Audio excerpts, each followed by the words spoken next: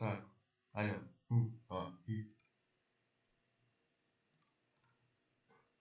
Да, ребята, вы не слышались. Я буду сейчас смотреть этот эфир, чемпионат, ребята. Я хочу вам сказать, что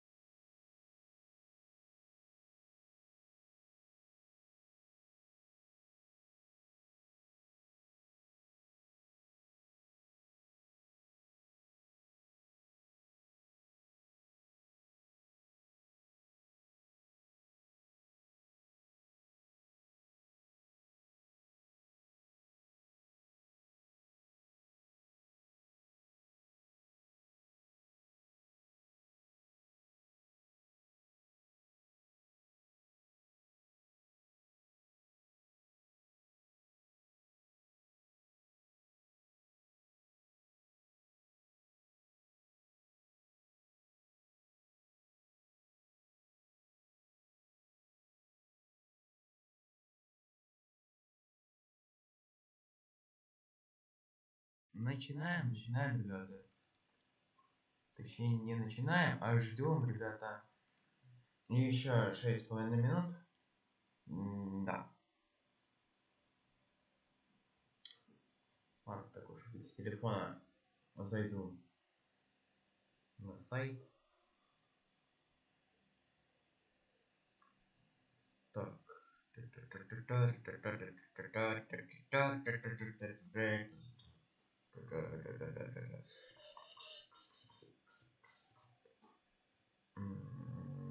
Да.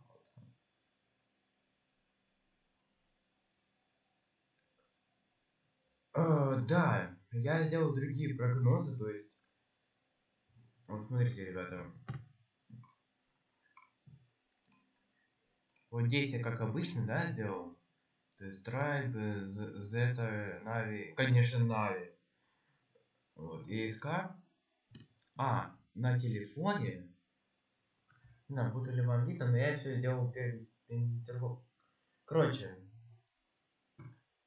поменял местоположение, то есть.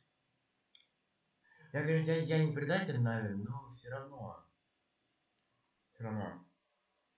Я хочу посмотреть, вот, какие шансы, что кто выиграет. Вот. Ну, как бы вдвоем шансы, если что, здесь я буду. Если здесь неправильно буду я отвечать, значит я здесь буду правильно отвечать. Короче, вы все сами понимаете. 5 минут, ребята. 5, да, добро пожаловать в MVP.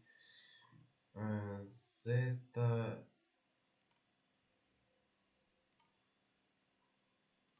Ладно.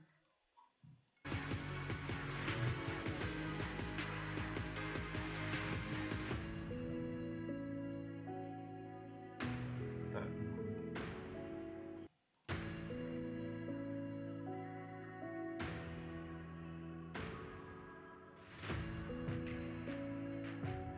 Все, ребята, начинаем смотреть. Прямой эфир. Да, сейчас у нас вторая линия, потом идет. Я вам сейчас. Ой, да.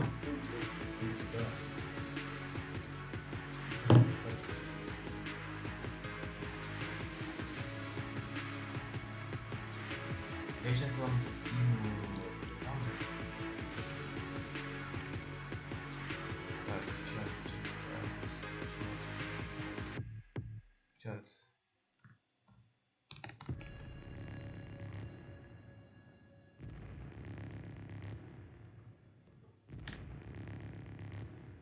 Я скинул ссылку на самый на трансляцию, поэтому вот так вот. У меня два браузера, если что. Я буду. посмотреть, что происходит вообще, что как.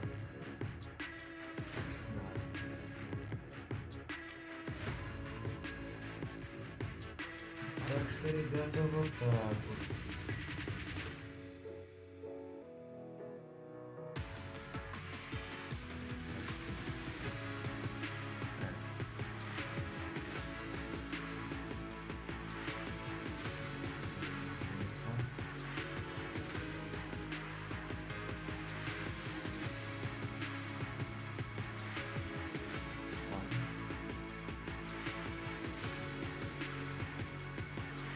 Так, ладно, я туда с планшета еще.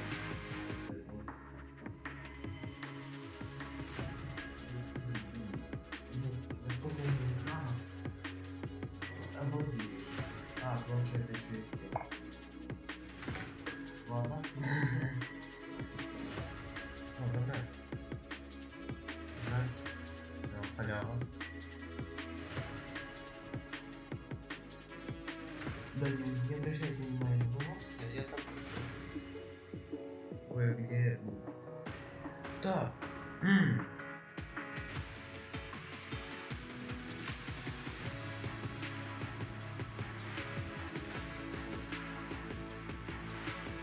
О, это даже... Интересно.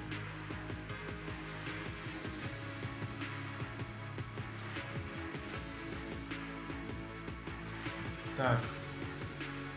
Не знаю, слышно ли меня или нет, но... Сейчас проверим. Не знаю, слышно ли меня или нет, но... Не знаю, слышно ли меня или нет,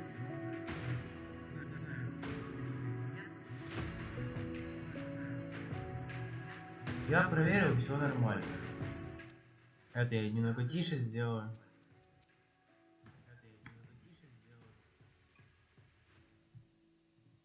Так, понимаю, да, когда я на другой браузер переключаюсь, то у меня баг происходит. 2 минуты, пацаны. 2 минуты. И эта бомба вообще будет. 1 минута. Ура, сейчас будем выбирать.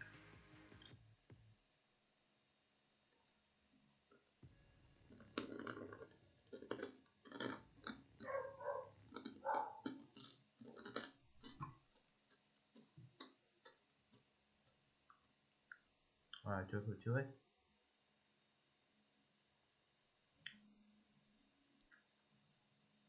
Какие-то неполадки.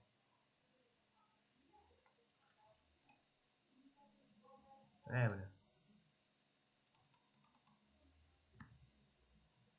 Что происходит? А, вот. О, ага, у меня задержка. У меня на телефоне задержка.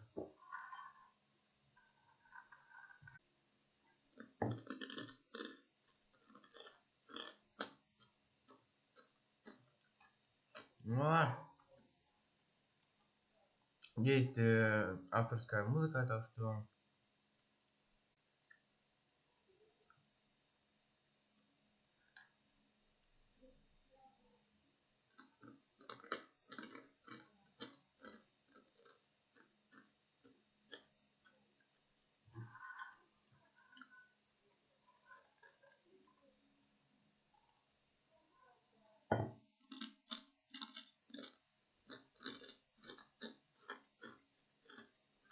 In here at Disneyland Paris, it is a full house, and I couldn't be more excited to be alongside you, Teddy. How you feeling, man?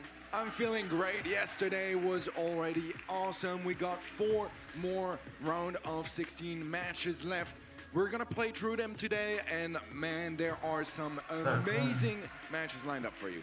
And let's get a quick recap of that format as well. If you weren't with us yesterday, here it is. Power match format, just like your Power League games at home, in a 16-team single elimination bracket. You lose, you are out of here. It is the culmination of a year's worth of effort. Best of 5 in the round of 16, all the way to the semifinals, transitioning into a best of 7 format in those grand finals. Prize pool is looking pretty spicy. Yeah, $1 million on the line. Life-changing money here for our players. 400k just for that first place, 200k second, and it dwindles down from there on, but it's still a hefty sum of money for any team that qualified here for the World Finals. And 4 teams made it that much closer to claiming their grand prize. Quarterfinals on the top side of the bracket have been locked in. Zeta Division 1, Reply Totem in that first quarterfinal taking place tomorrow. STMN and Team Queso in the next quarterfinal tomorrow. Yeah, yesterday's round of 16 matches were crazy, especially looking at the 2 first ones, in my opinion. I mean, Vatra Gaming, a great performance, but Reply Totem looked deadly. On the other hand, I also think Chasmac played really well, but Zeta Division 1, they are just Zeta Division 1. The other matches too, I mean, we said goodbye to a team like Clash with Stalwart Esports, some heartbreaks, but I mean, that's the name of the game here at the World Finals. And potentially some more along the way. Let's look ahead and see what is to come today. The round of 16 is finishing up here with the last 4 matches in this segment. Tribe Gaming EU will face off versus Zest. Then Zeta Division 0 versus Chasmac Gaming BR. Next, Tribe Gaming NA versus NAVI, and Reconic Esports TOC versus SK Gaming. Some serious matchups here on the bottom side of the bracket. Any of those stand out to you in particular, Teddy? Have you seen that third match? I mean, look at it. Tribe Gaming NA versus NAVI. That is one stacked round of 16 match, one that seeding really did dirty here. That is going to be a fun one to watch. Well, I definitely agree, but it seems like we didn't exactly agree on our predictions here. At least I speak for myself and all the other casters, excluding you. Why NAVI versus Tribe Gaming NA? It's a very hotly contentious match, but once again, you're the sole outlier taking just one different match from the rest of us. Well, listen, yesterday, I was the only one going Totem against Vatra. I was right. I'm counting on making that happen again. Just getting, you know, a 2 correct prediction lead over you guys. Worst case scenario, I tie it up with you. It's just win-win. I'm very strategical about my predictions. Okay, if you want to be a wise guy like Teddy, and I would highly encourage you to do so, go to event.brawlstars.com, submit your predictions of your own, interact with the stream, watch and earn some rewards as well to redeem in-game. You can get the new skin as well for Tara, which is looking super, super awesome. Also, make sure you engage with us on TikTok. We want to see y'all's reactions as well. You can share those with us using hashtag BSWF22 and share with us your reactions. We want to see how you're reacting to it. I mean, we get to do it up on the big screen, but we want to see it on the small vertical screen too. Exactly that. We get to see the reactions of the people like behind us, literally, as they witness everything live, but we are not forgetting you guys at home. We want to see how you guys feel about everything. We want to know it all. Share. Well, without further ado, I mean, we're getting ready for our first match here, and this is going to be quite an interesting one. Tribe Gaming EU versus Zest. Now, Tribe Gaming EU, definitely one of the top dogs in their home region of EMEA, getting a couple of monthly finals wins in there. Zest, can't say the same for their region. The 3rd seed from LATAM South, definitely having some struggles in their home region.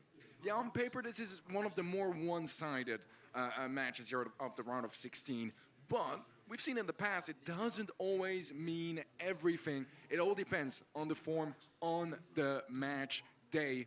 And guys, talking about the form of those teams, let's find out as they go on stage. Et allez, c'est l'heure pour le premier match de la journée. On a 4 gros matchs aujourd'hui. Et le premier match qui va commencer, ça va accueillir directement la première seed EU. Mais vous savez quoi? Je vois les supporters de Tribe. Il y en a quand même beaucoup. On va la faire en anglais rapidement. For all of the Tribe supporters, we're doing this one in English. Are you guys ready to make some noise for your team? Yeah? Tribe Gaming EU!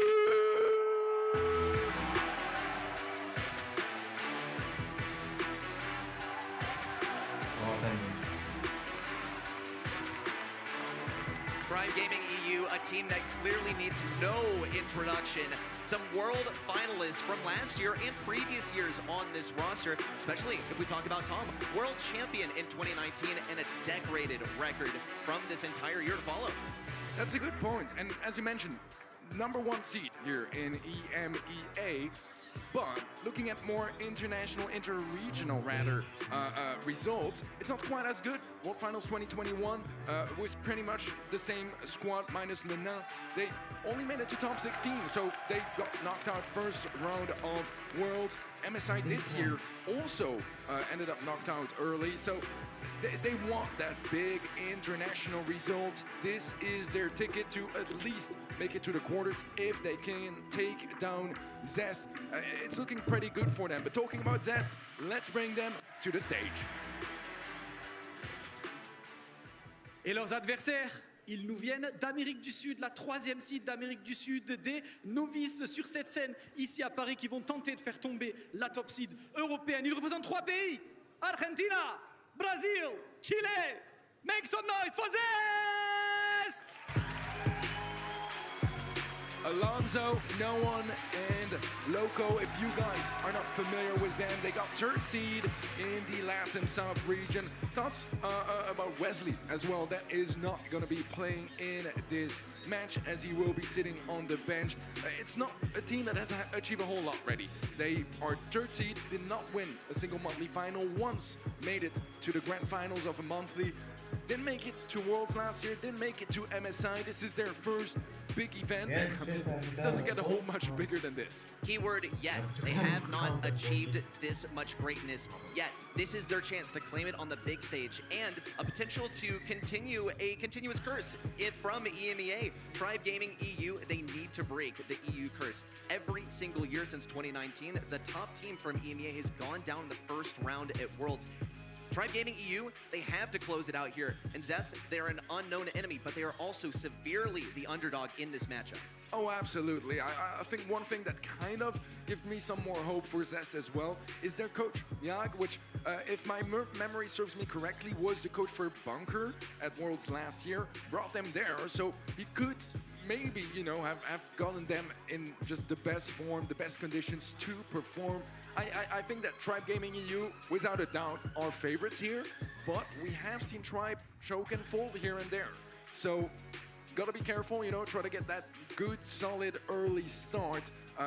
Whereas on Zest, I mean, they want exactly the same. Try to scare away Tribe Gaming, convince them that, you know, maybe they're not quite good enough to go further.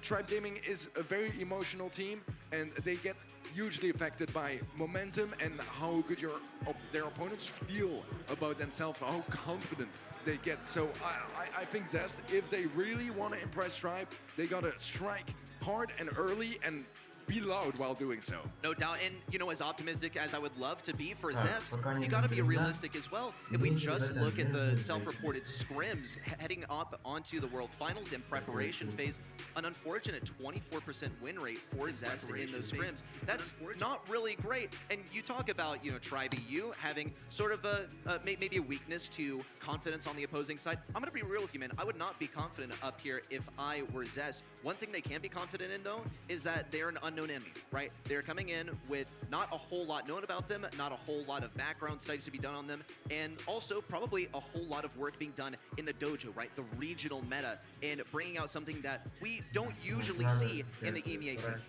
Yeah, you're right. To be fair, Tribe is not really a team to underestimate their opponents. They do have their moments where they look a bit more shaky, and this year has been an interesting one because they qualified for World's Best Seed. That's their best result ever coming from monthly finals. Always was a little bit of a struggle to make it all the way and secure that spot into the World Finals.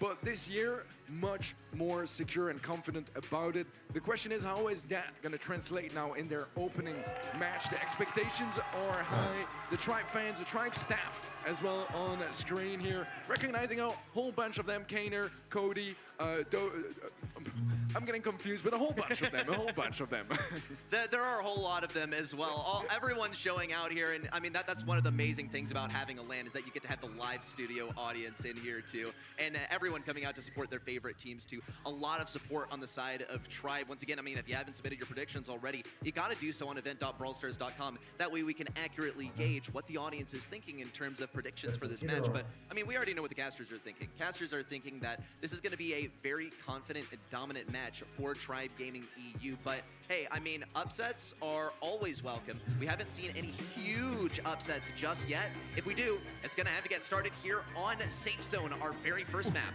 Oh! Yeah, that is brutal. 85% of you guys at home are predicting Tribe Gaming EU to take this one home, and I can't blame you. I can't blame you. I think the odds are maybe a little bit more favorable to Zest than that, but it's still going to be tough. We're kicking things off on Safe Zone. Our bans on the side of Tribe Gaming EU are going to be Otis, Max, and 8-Bit. Zest will be banning out Bell, Brock, and Bonnie. Just as a little stat here, their win rates of both teams in Heist is 46% for Tribe, 50 for Zest, so arguably a slightly better game on the side of Zest, but to be fair, you know, it's stats that come from facing different opponents in different regions, so we'll see how that actually goes down in practice. Tom, gonna be first picking that Ruffs, and it's one we've seen quite a bit on Safe Zone lately. And he's a very popular wall breaker as well, and Safe Zone wall break is going to be absolutely paramount to a lot of strategies, especially if you want to run something effectively up the right lane. Rico absolutely comes to mind. He's not banned out here, and he could be picked if, of course, things are broken open early on. Colonel Ruffs doesn't get free wall break, and even breaking open the walls might even be a hazard now that B has been picked on the opposing side. I honestly like the B here. I think it's a pretty good reactionary pick. Obviously doesn't do well at all against Ruffs. No. But I'm assuming that the next one probably will cover that. Griff gonna be a much better option here to complement it and have that free roll wig available with the piggy bank. Open up your right side of the map. Make sure you have just easy access to your lane, and especially early access compared to the Ruffs that needs a super before you can open up that wall. And great for denying things that get in close range versus you as well. This roster has been known to run Daryl here pretty reliably. Carl's still an option that we saw absolutely wreck house yesterday. Piper and Colette actually is quite interesting. Colette, of course, colossal damage on that safe, especially if she gets damage boosted by Colonel Ruffs. I would say it's more likely that Piper gets damage boosted since she's less likely to die with the treat over her head. Drage on the Piper, though, always one that you want to be watching out for, but there's still one option left on the side of Zest for a counter pick. Yeah, honestly, I love this draft on the side of Tribe. Daryl is going to be our final pick here for Zest. I like it too. I think both teams have a lot of merit here. Lena has a very good matchup against the Daryl. Overall, I mean, Lena on the Colette can be an absolute shred. I think what I like about Tribe Gaming EU's combat strategy is they're going for very comfortable picks for them, right? We all know Tom's Ruffs, Luna's Colette, and Drage's Piper, and they are staying in their comfort zone, which is important when it comes to your opening set. You don't want to give anything away and get yourself in an uncomfortable situation. Left side is going to be opened up by the Griff as Tom is trying to aggress and get some early positioning. Loco down in the mid got tagged up, does get a tag onto Drage. Let's see if he can get a connection on that 3K shot. He's getting up close, and wow! The connection as Drage is gonna fall, and some first damage on save. That's gonna be going the way of Zest. And another piggy bank drop down around the left side to break things open. Tom luckily has one wall left to his name that he can use. Loco gets tapped up a little bit. Here's a roll in from no one. Little supply drop down, but it's not going to go on top of Loco. Tom falls. The 9 Drage trying to defend as best as they can, but Alonso is determined to lock himself in his back left corner. It's going to take a pinch to get him out of there, which is surely coming along the way, but it does waste a little bit of time that Tribe could be using to push up Alonso. He just continues to stay alive. He's going to get the close range kill, now taken down by Tom, but no one's all over the safe like white on rice. Loco still trying to get some damage in here. A little honeypot thrown down as well. Good contact from Lena, but this is a dominating game so far by Zest. Zest are destroying Tribe Gaming EU in this first game so far. A nice homemade recipe connects from Drage down in the mid and gives him some slightly better positioning. A good tag onto Loco, but now there is a charge shot on that B. Alonso has a super as well. They need to be careful on the side of Tribe Gaming EU. There's not a whole lot of room to maneuver in this first game as we head towards the final minute. A super from the now to go in and out, get some damage down on that save. They have a lot of catching up to do still. Well, now that Drake is all powered up, he's definitely going to be a threat. No one tries to push up around the left side. Is able to get some damage in. Also denied by Tom with some wall break. He still stays alive, but the sandbags appear to come in clutch. Alonso also gets a kill here. Lana has a super to work with as well, but he's got to be careful versus Loco, who outranges him a lot. It's going to be a pretty unwinnable lane matchup for him, especially with no one coming around the left side, rather right side. Drage, though, thankfully is able to pick up the supply drop at mid, a dash forward as well from Lana, but they got a long way to go on this safe. Short time to get there. Yeah, a nice roll from no one. The kill is going to be confirmed by Loco as Alonso falls on the left side to Tom, and Tom is utilizing those sandbags with the damage gear as well to get that extra damage. It's only 6% now, separating both teams. Who is going to go home with that first game? The jumping from Drage doesn't get a shot off. Now with the super To get that momentum started versus a team that is particularly sensitive to momentum, you got to get it done in game one. What a way to start things off. Just the diff on the defense of Tribe Gaming EU. Zest, they already have their eyes set once again at... Не было задержки. Когда я стримил. One tap away from picking up a kill. Good tank there with the honeypot. Loco manages to stay alive as well. Charge B and damage gear active, but no 4K contact. All right, let's see. So far, not nearly as much of a problem in the early game for Tribe. It does make sense though, right? You have the Roughs, which doesn't get the free wall break, so it's easier for that right lane on the side of Zest, as well as those buffs that come from the trees from Roughs. They're gonna take a while to build up. First kill here from Drage onto Alonso as that left side is gonna be weakened up. And a chance now for Tom to push forward, try to get some connections towards the safe. Still no shots connecting on safe just yet. Those walls will be taken out by Drage. Let's see if that is going to be favorable for them as Alonso creeps up onto the right side. Wants to get up close, but those stacks from Tom are going to keep him at bay for now at least, as no one also has that roll available. We know how deadly that can be. The slow doesn't quite connect, and now missing a super as well, is able to find Alonso. Another kill from Drage onto no one, and it's only Loco left alive. A good cleanup from Tribe Gaming as they get some damage on safe and take over the lead.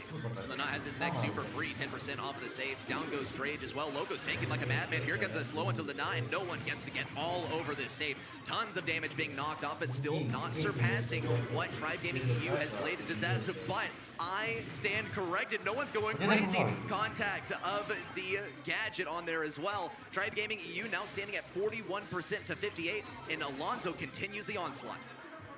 Zest are threatening Tribe on this first set. A dangerous position for this game start for Tribe Gaming. Drage, a good kill onto Loco. 25 seconds left now. A super from the now. Good connection onto Alonso, onto the safe as well. I think someone creeped up on the right side. Is going to get to the safe. There's two players from Tribe that have access to that safe, getting some damage down as well, but it's still Zest in the lead for now, and we head towards our final 15 seconds. Got a body block here. Loco doesn't have too much health to work with, though. Tom and Drage are tossing everything on that save that they can. 11 to 12, 1% left. There's not enough time for Zest to push this back to Tribe safe, and it's going to a tied upset. Oh my goodness. This opening set is fantastic already, and let's just appreciate that Daryl pick into the Colette as well. The confidence from Zest, and I mean everyone had their doubts.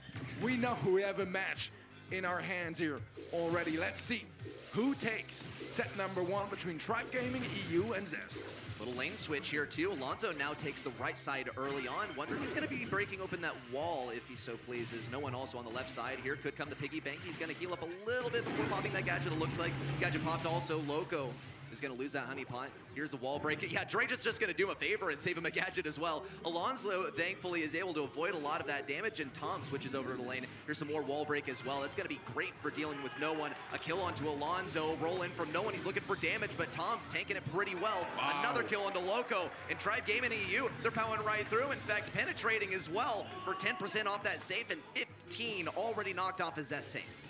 What a start here from Tribe. Did not take a single percent on that save. We saw in game one how devastating those pushes from Zest can be. A missed homemade recipe from Drage, but a follow-up connection onto no one. Getting that tag up, and the buff is on both Drage and Lena at this point, which is going to help massively in those one-on-one matchups. 20% extra damage, definitely something substantial. Super does connect from Alonso, but so does the shot from Drake that takes him down. A honeypot to tank for Loco. He's in an awkward position, gets shut down. No one tries to get to the safe. Will get some decent damage on save, but what a lead from Tribe now. Zest, they are trailing by a large margin here. They have to get some damage in on that enemy safe. Loco's doing his best to defend. Lenaz's going to try and lock himself in his back right corner. Alonso's just waiting out the gotcha gadget. Lenaz's still going to benefit from some bonus damage, though. Big stuff in. Alonso gets the defense, but Tom and Drage are here to finish it off, and it's a Tribe Gaming EU victory. A slow start from Tribe Gaming, but they made sure they take that first set in the end, shut down any sort of confidence that Zest were building up. But to be fair, I'm saying that, but I mean, Zest aren't surprising us so far. I think that draft was a fantastic one on their end. Definitely not like a free win by any means, but even enough that, you know, this got close. This got dangerously close. If that second game, a 10% difference, and suddenly we would have had Zest take the first set.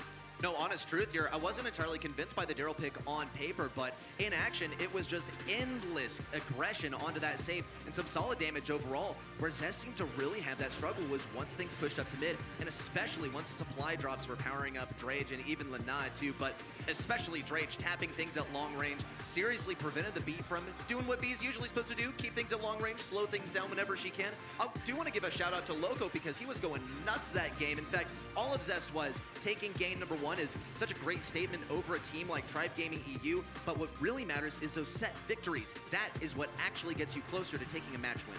Absolutely, and I think Tribe just escaped a big trap here. Wow. It was close, but the stats, they tell a different story here. 17 kills on Drage, 10 on Tom. Lenard a little bit behind, but does have a decent bit of damage as well. I think no one struggled to really find, you know, any sort of connections after those Daryl rolls, and it's a problem, you know, sometimes with the tanks is until you are in the action and you are, you know, right next to your opponent, you can't really do much, just be there, tank a bit or whatnot, wait for that super to pop up. But I think that Tribe did an amazing job here at dodging that trap in the first set where Zest, you know, they win the first game and it was a stomp. They looked much, much better, and Tribe did not let that take them down. They managed to somehow get a good reset, focus up, and reverse sweep that opening set. Beautiful stuff from the number 1 EMEA seed. Safe zone is where we are heading next, and Stu will be the first pick for Tribe. I'm definitely liking the Stu pick here. Also to clarify, it is hot zone, not safe zone, open zone. There we go, yeah. Two zones in a row. And I mean, maybe another one if we move on to knockout pretty soon here. Another, yeah, or out in the open, only tangentially related to open zone, which is, once again, not on Heist. But anyway, Stu, I definitely like here. You're able to bob and weave in and out of that point. You're able to chase down tanks that could be particularly troublesome. I don't necessarily expect to see that here. Poco's actually going to be the response, in fact, and this one is a little bit worrisome for me when Stu is in the mix, but should have seen it coming from a mile away because B has been banned on the side of Zest. They fully intend on running a PocoCon. Man, I mean, this has some real potential on the side of Zest. I love this too, don't get me wrong. I think it's one of the most dominant picks on this map. You can just get those wiggles and, you know, dash left and right in the zone, stay there forever. Speed zone, still strong, not nearly as strong as it used to be, but it can still help out massively.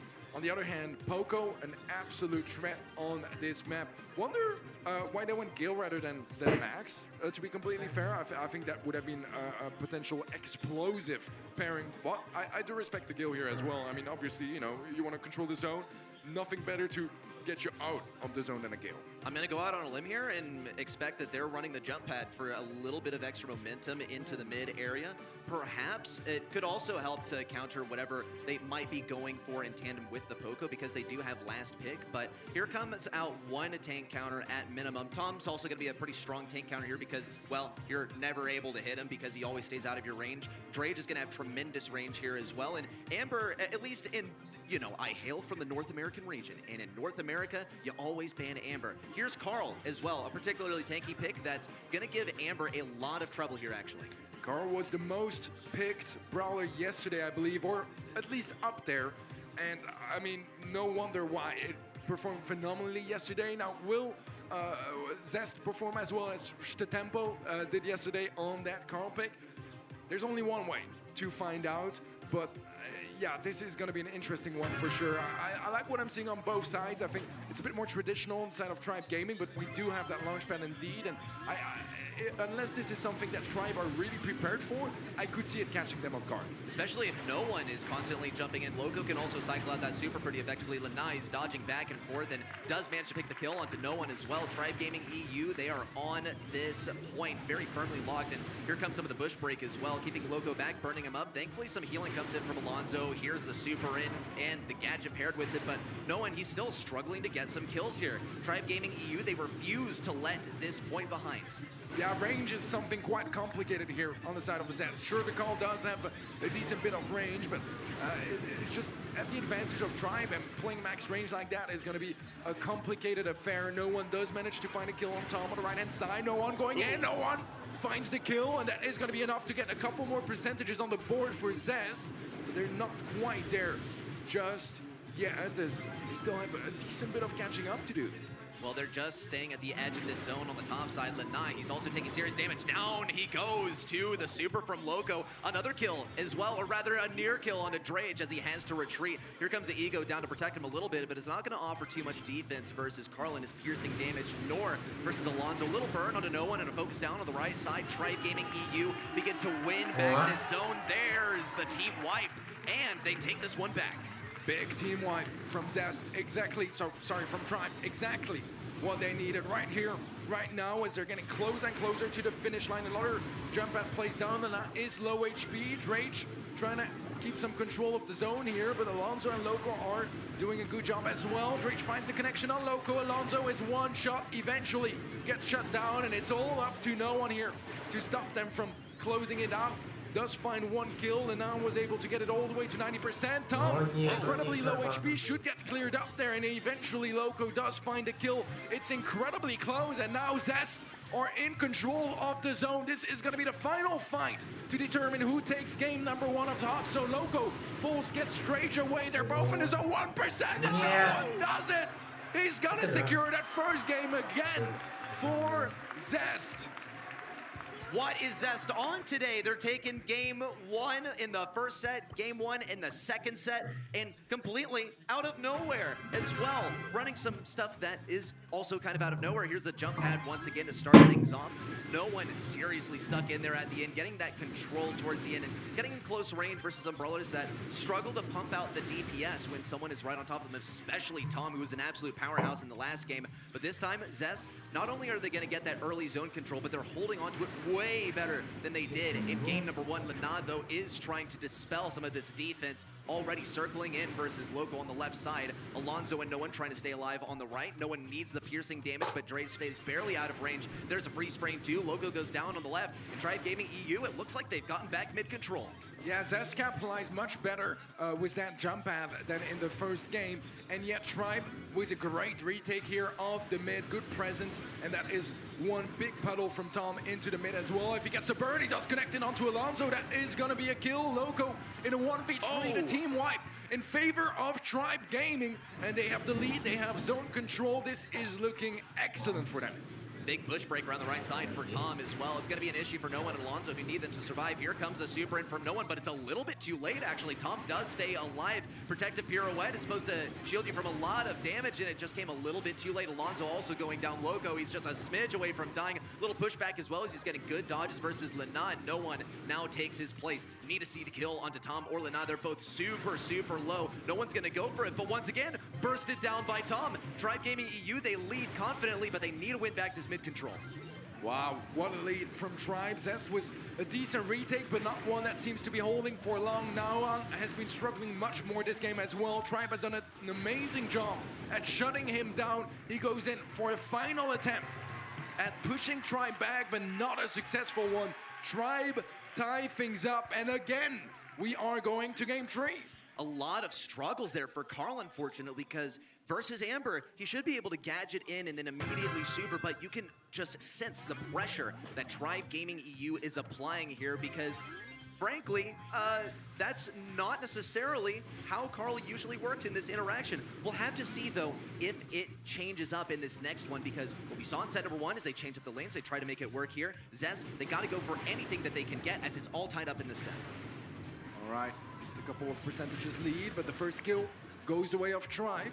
That means zone control now. Alonso burning down and will end up dropping as now Tribe have a solid foothold in the mid. Zest need to be incredibly careful. They don't want to give this one away. They barely lost that first set. Twice in a row would be devastating, but another double burn from Tom. And that is going to be a follow-up cleanup from Tribe Gaming, as it's only Loco left alive and just barely poorly timed respawns. They do manage to keep Loco up for now. It's going to try to heal up. Alonso low goes for the heal. No one needs to commit a bit more, but every time he gets stacked solo HP before he can do anything. And it seems like Tribe are just running away with this game and then with this set potentially. Zest here, they're getting staggered so hard as they come in one by one. Thankfully, they're going to regroup for this final push in. Loco, he's going to have to make some magic happen. Maybe it's no one's job now. There's a flying hook in, but he gets tripped up next to the wall. His super is left, but he doesn't even get to use it. The pressure is mounting, and Zest fall once again after a Game 1 victory. But this is so much more than we expected to see from this roster. Certainly an impressive showing, but once again, they have to generate this into some set victories. Tribe now heading into set number 3 with 2 set victories under their belt already. They're 1 game away from that match point. One thing that is absolutely worth pointing out here is just the adaptation that Tribe Gaming EU is capable of, losing both first games of their sets and Да что такое опять? you know, Опять что за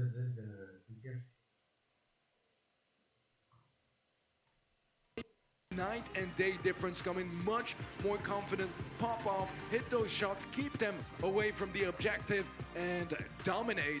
Tribe Gaming playing fantastically here, but as you said, Zest catching everyone off guard, because talking to the players, talking to everyone here at the World Finals, most people's thoughts were Zest were maybe, you know, bottom of the round of 16, or maybe 1 or 2 spots up, but they were around the bottom of people's rankings, and they are definitely surprising us here with this, at least the 2 first sets. Not the ideal place to find yourself, and not the ideal place to be told that you are at the very bottom, and we've been proven wrong, right? Everyone here has been proven wrong, but the ultimate way to do it is to get some wins on the board. We see some games up there. We need to see sets. We need to see this go to at least a set 4 for Zest to truly prove themselves versus this roster. And I'm going to return back to something that I think we observed in a large way. The pressure. It was clearly mounting so much. Some blunders started appearing there towards the end of that last set. Yes, it was pretty much all but lost for Carl there, but not being able to get that gadget around the corner, that's the kind of stuff that reveals, you know, these are pro players.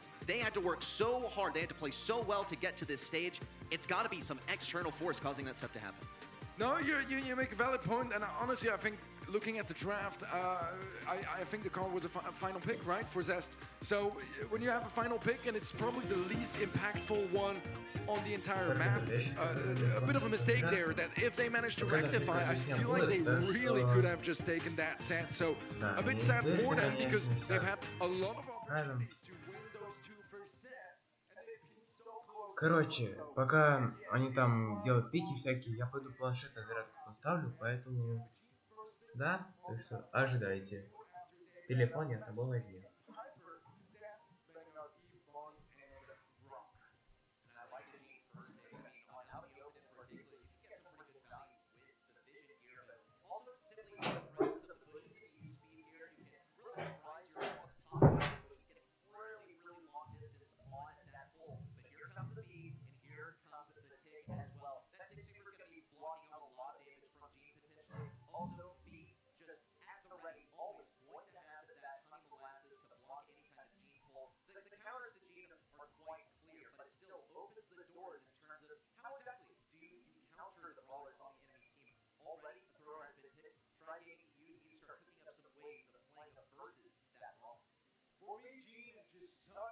Strong brawler on this map, whether it's the vision gear enables you to just have so much info on your opponent, or just the pull window, and the magic puffs as well, knockout are devastating for your opponents.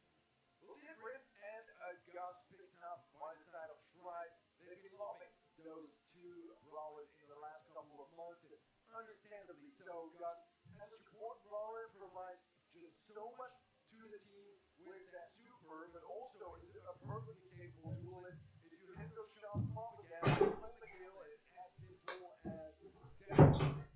Так, ребята, я сейчас быстренько, блин, уже как-то начать, так что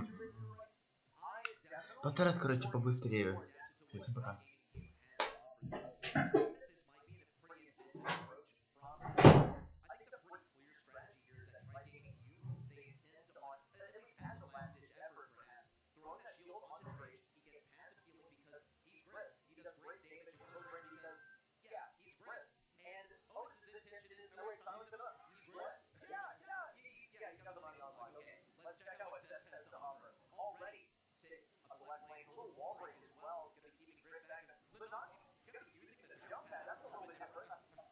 Yeah, trying to catch them off guard, get some good positioning off the bat, and it worked. Looking at positioning from Zest now, they are all the way back in their spot. No one with a big tag onto the nut. The nut is able to pull out and stay careful.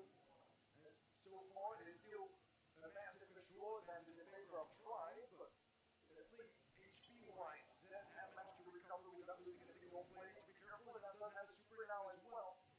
We know how devastating those can be in the late stages of those rounds.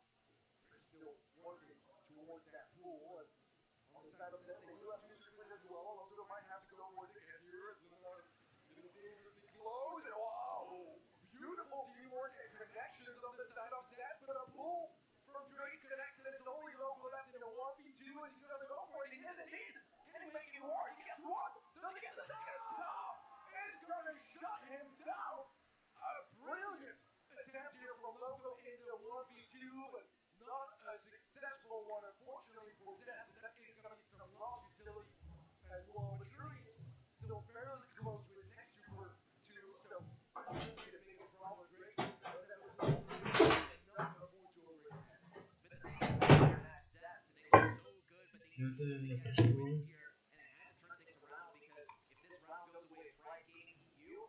Ладно, давайте пока вот так вот будет, потому что я рад, я хочу повторить, это будет.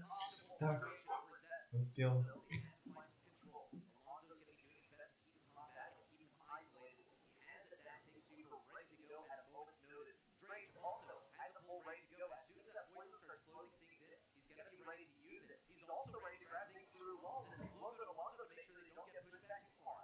Yeah, they always need to be careful now as the gas is going to force them into the mid. Alonso taking a little bit of damage, going to place down the big head. It's going to be enough progression to get out of the walls. That is a huge kill, and the nice next to the line, and it's only Tom and 1v3 finds one. Can he find it out? No, he won't. And this time around, it is going to be Loco to close it out. 1-1 in this game. Great game sits there as well. They knew that they would be able to lay enough damage into Drake to take it down in spite of the shield. And Alonso Хватает. Я еще раз сейчас вернусь. no one has his super, but he's got to get some closing range in order to use it. He has to be careful about the moving threat that Drake could be anywhere inside these bushes. And Alonso's trying to gradually push it back. Meanwhile, Loco is going to be careful about moving too close into these obstacles on the backside. Leonardo is still going to be pushing in spite of that defensive play. Drake also has super radio. Same situation as last time, but now we have to see the pull. Oh, it was the big Drake. Oh, look at that effort. Here we go. Almost a kill on Lena, and it's still tie game. Oh my goodness, the teamwork on track to make it work. But a beautiful strategy from Zest to the man that was muted and could not deal with the dick and the ball. Connects up to Alonso. And disaster strikes for Zest as Strike Gaming has the man advantage. The super from Lena to close it out. No one in the 1v2. Not a chance. It's going to be match point for the boys in red. We talked about it. Pressure, it is absolutely mounting. There is no other way about it. But we see it in the gameplay too. Drake, he flashed the super to make the tick super out so it could block the pull. Genius stuff, but also something that only works when your opponent is nervous enough to make a trigger-happy mistake like that. Let's see it though. Try getting you, they're at match point. Zest, they have to rise up to the challenge and claim this and push us to yet another match point in order to get that victory. This is the final chance for Zest, or at least their final life, as they cannot afford to lose either of the next 2 games of this set. Might not even get to play. Both have good control right now, trying to push back and uncomfortable. Isolated as well, but a huge pickup from Tom. Loco with a beautiful trade down range. Я здесь. Open Не заскучали? Так. Уже нажимаю. Фух, так, 175 уже. Бля. Это что такое?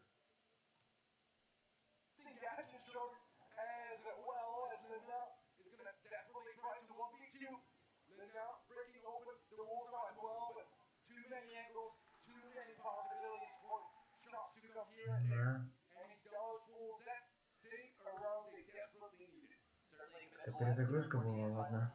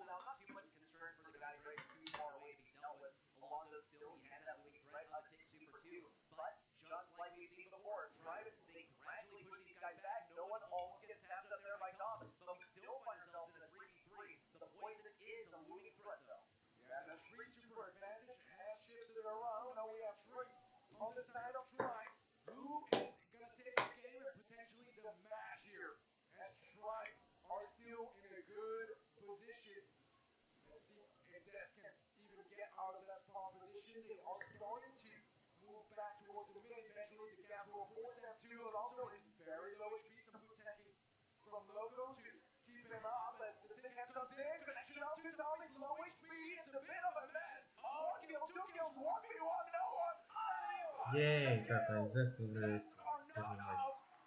Раунд.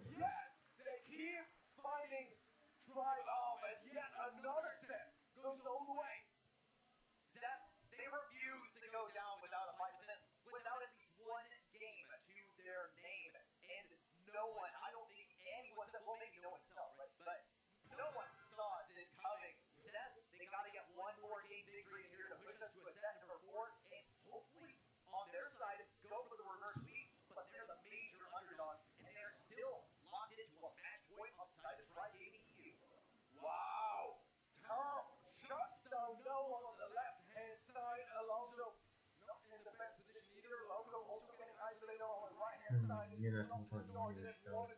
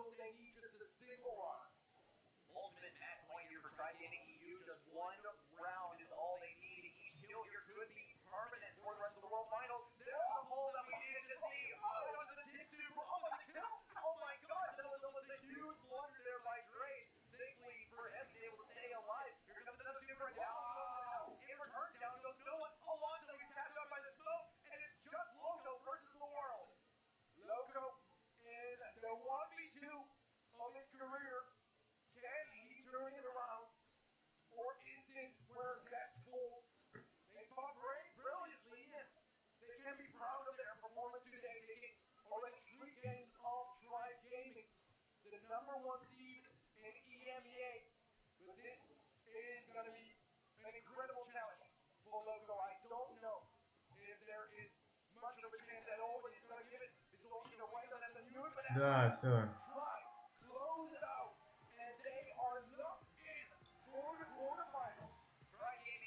Трай выиграла. На компьютере зачитайте за геймплей.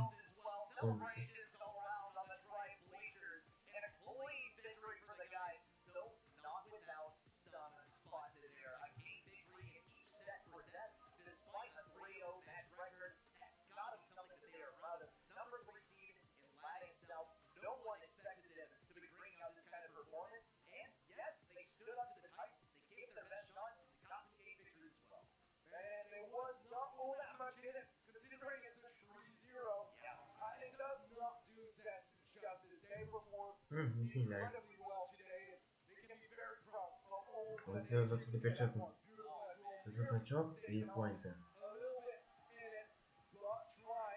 They remain ice cold and unmoved. Вот здесь вот это самое. A little bit of a wrench in their plans here and there, catch them up going Дрейч был самый ценный игроком. first games of the set. But in the end, try to Дрейч. adapt better and learn from their mistake, adjust, and that made all the difference. Дрейч. Прям хороший чел. You adapt to things that, of course, you're not familiar with, you have not seen before. And I don't typically see a tank that Так, понял, сейчас там надо будет. and likewise, the jump pad strategy with Gale on Hanzo, it sort of worked in the first game of that set, and it sort of fell flat into that top. Oh man, with 11 kills and knockout. And for a game of like knockout, that's super meaningful. This is the world champion. Так, уже хорошо, уже хотя бы четверть. Мы дошли. I mean, Tom and the anchor truly for Try Gaming EU and he's always there, always performing, and our MVP does go to Drake. He performed brilliantly in the two first sets. And obviously, even in the turbo gene pools were violent through and throughout. The 17-year-old British player was yet again a great performance, as we'd expect from Try Gaming. Extremely impressive and also laying to rest any concerns about a big inconsistent roster as well. As we move towards the end of the year, they started getting very, very dominant. Even versus a team like Zest, admittedly, they did lose 3 games overall across all of those sets. But I think we can really chalk it up to Сейчас это Division Zero и Часмак Геймингер. Yeah, it did not feel like Pride were, struggling, to be fair. It felt like Zest were just a much fiercer opponent than most of us have anticipated. It does Это реально хороший чувак. Хоть это и корейцы, officially out. или же китайцы. One left, and Но все же, это имба. you see on the screen who they're facing. it's going to be a doozy. It is going to be an extremely tough roster. And of course, if you want to predict what the outcome of this match is, and hopefully win some in-game rewards and nice goodies, Так, сколько мы? well, 3. is the place to go. Place your predictions, interact with the stream. You saw the predictions on stream earlier. It was 50. Да, правильно, да ладно. Not amazing, but that's what people said. And what you can say, dude, if you head on over to the platform. А, это те самые вопросы, да. To this next matchup as well. Да, правильно. Zero versus Chazmac Gaming DR. We've already said goodbye, as you mentioned, to 2 of those teams from Latin South. This is second seed from Latin South for Chazmac Gaming DR. Мне уже надо. Needs to stay in the competition and continue to represent this region. Man, it's a tough one because there's so much on the line. I mean, not only is it the last Latin South represented at the World Finals, but their sister team, Chazmac Gaming EU, the same org, right? They got knocked out by Zeta Nation 1 yesterday. So, brutal start of the World Finals here for both Latin South and Chazmac specifically. It's a tough one for Chazmac here because Zeta are just so good. Well, let's flip the script, right? Zeta Division Zero, let's talk about them. It's been a pretty good world final so far. Если пройдусь, Zeta Division, the да. sister team as well. It's the main stage of region overall. Zeta Division Zero, we're going to be welcoming them to the stage and all teams as well. Let's hand it over to the Masters.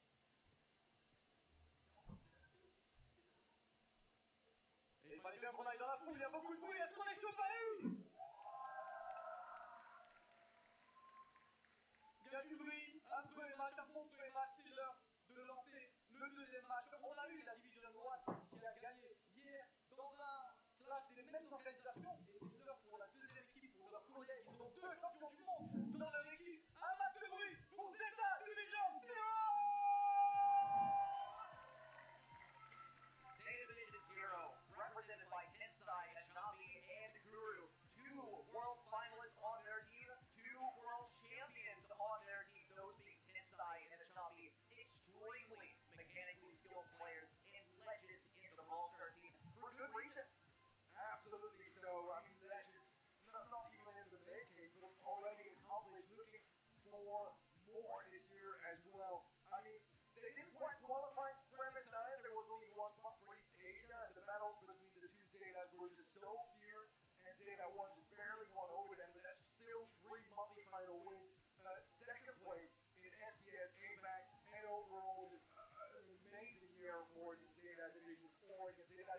Zero.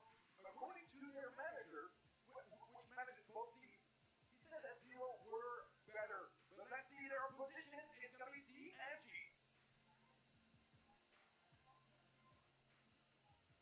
Et de l'autre côté, on a vu que Chasma Gaming il en reste un représentant de Chasma Gaming cette fois, c'est l'Amérique du Sud. Le Brésil s'est le pays le plus représenté dans ces finales avec 8 joueurs et Chasma Gaming qui est un peu le dernier espoir. Un max de bruit s'il vous plaît pour Chasma Gaming du Brésil. Tuba, Pekka, and Fire Crow. Ethereum also in the back. Ready in case, in another match they want to swap, but they do have a 4-player roster. They are the second seed in Latin South. They did play the World Finals 2021 with INTZ. Got top 4. Didn't quite qualify for MSI this year, but they did win 2 monthly finals and the case of Cup Summer in Latin. Overall, a team with a lot of accomplishments and a lot of experience on the international stage.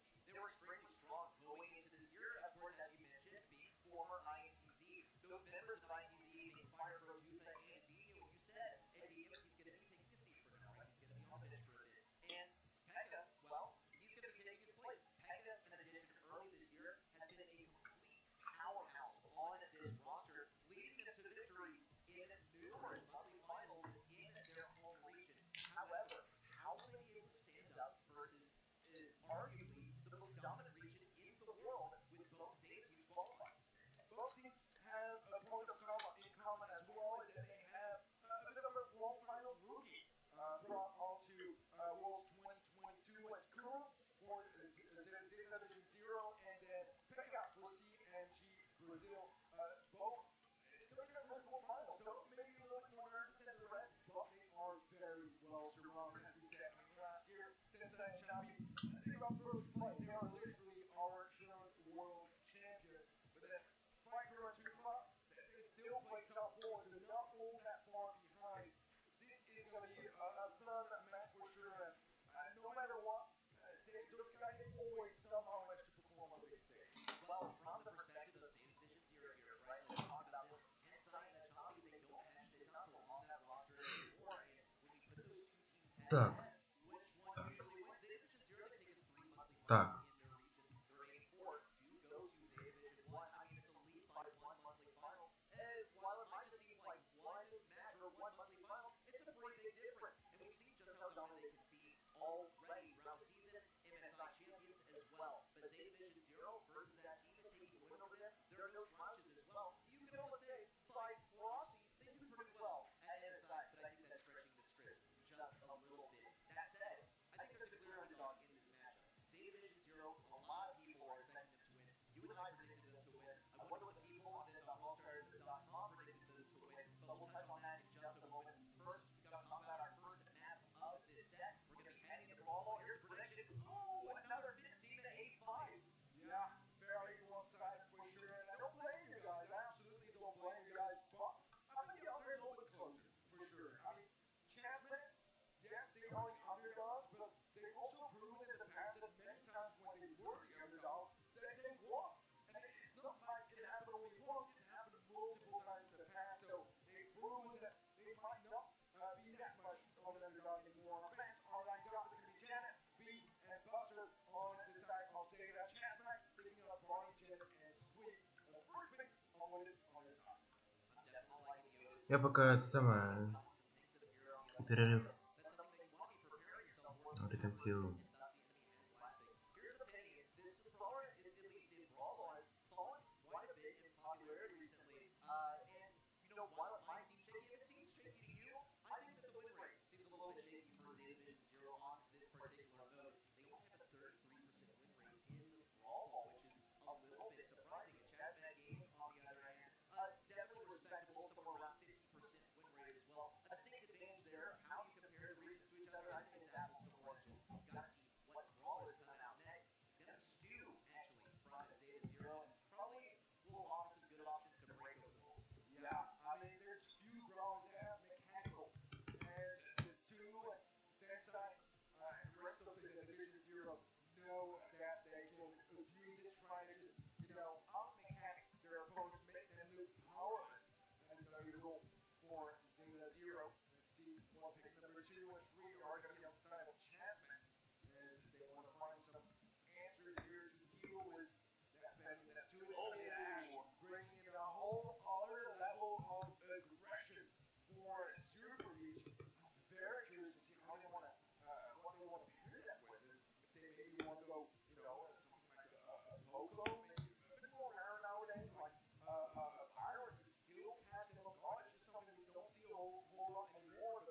Так. enough to just power through, especially when you initially spawn really close to your opponent's goal. That can be very dangerous. We'll see, though, as their final pick kicks, and it's gonna be the max. So instead of healing, they'll go for more speed. So you spend less time taking damage, you need less speed. I really expected to see a Gale here actually, but I understand why you want to be comparing the max speed. Yeah, and here's a Gale response. I mean, I think really the discussion on the Chazman Gaming's PR side and internally on those comms had to be, how do you guys feel about facing Gale here? You don't mind? Okay, we'll pick max, right? Because with a tank such as this, there's really one best counter when it comes to brawl ball. Plus, you can really open things up. You decide to go for a beat. It's Gale, dude. You want that ball in the corner. You can throw up the twister. You can protect that ball for a full 36 seconds or so by use of that gadget. It could be quite toxic in some scenarios as well, but ball boarding, it's always a meta. Let's get into it. Chazman Gaming VR, they're only getting aggressive on this right lane with two, but they have to be cautious not to feed that turret to a Jockey so fast because it can be a supreme game changer. Well, too much movement speed near free final, that much positioning. Nobody kill instead of Zeta Vision Zero. Kuru going in out to fire throw, and then Side nearly finishes the job as well. Not quite though. And Bolt is still very close to that middle line. Inside Kuru, both taking quite a beating there. And Pekka initiating that goal towards the right side as Tufa is looking for some opportunities, but Да. you know that Tensai has that super. It's not quite gonna be stun. It goes in onto a champion and shoot. Beating kill, bit of a miss there. And oh, gets away with nothing there. As Kuru will want to fire throw, but there's the potential push coming from Zeta Vision Zero. Suboptimal there from Chazman Gaming VR. Just a bit of a blunder, but something they cannot recover from. The speed is, though, is not going to be met with much response from Zeta Vision Zero. They have that very threatening super from Tensai. Also, still be wall throw, though. Cruz is going to have a little bit more movement, but Fire Rate's still operating range. Not going to be too much of an issue, though. Cruz dashing right back up to Pekka to try and get rid of it. Tufa, though, is still a looming threat on the right side. Certainly getting some trouble with Jockey in terms of positioning, but not too much to offer in terms of damage. It looks like that turret moves up just a little bit more. Zeta Vision Zero, they're playing this game slow and controlled. They intend on continuously pushing that line of offense closer and closer to Chazman's goal. But Chazman Gaming respond just as fast with a little bit of speed and a little bit of a guidance dash. Yeah, that missed use from fire throw also just disrupts the potential retake of the man that Chazman Вот дело. Let's see if that is gonna bite them back. So far, they are looking some good control. Tufa's moving towards inside, stands out. Tufa still up, but nice heal as well. That comes through. Fire throws the splash to get Kuru out of position. But he's dashing in and out, in and out. Eventually, does get caught by fire. Or just maybe pull back out. He's going for it. Let's see if he can get it in. Oh, goodness! Back up! Just goes through the entire team of Zeta Vision Zero. And surely that should be the first game. 5 seconds left. Is there a chance? I don't think so. And Chazman, they'll be taking game one. You could see the nasty blood pouring in the guy's head from a mile away, and yet it's still game three. Офигеть просто как. What is this from Pekka? That's why they picked this guy up on the roster. That is why they're such a powerhouse now. And to take that first game off of Zeta Vision Zero is such a statement, but we also saw the previous underdog match, right? We cannot call the match just yet. That far from it already. Good pressure on the left side. Kuru. Пека, Туфа и Файкру. Куру, Тенсай и Ачапи. Considering going aggressive on the right side, and it could be a big chance here for TNG if they're not careful on the side of Zeta, but they defuse that push quite efficiently. Let's see if they can hold it up. But Tensai does get muted, it goes down. Kuru in a top positioning goes down too, but that burn onto Pekka keeps them too low to really have any sort of push. That means that for now, Zeta Vision are still in the clear. Pekka has that super so early. So quickly fixed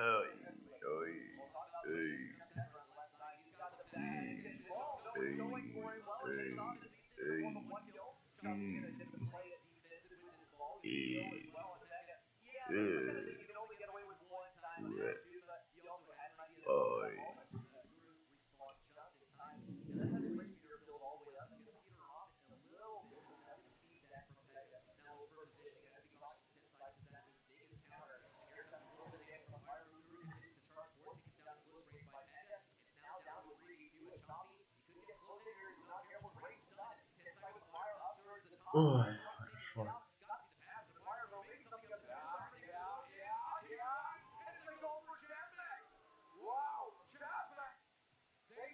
Честно.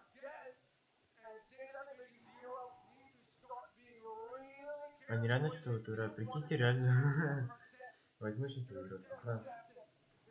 А, блин, забываю. Когда мне будет?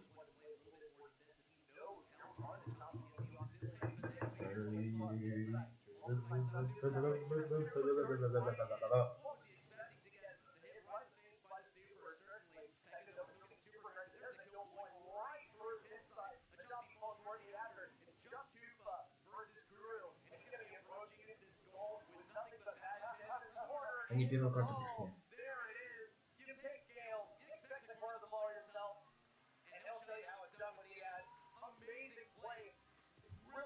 Бля, я хочу отправить Зеку. Мне отправить Зеку.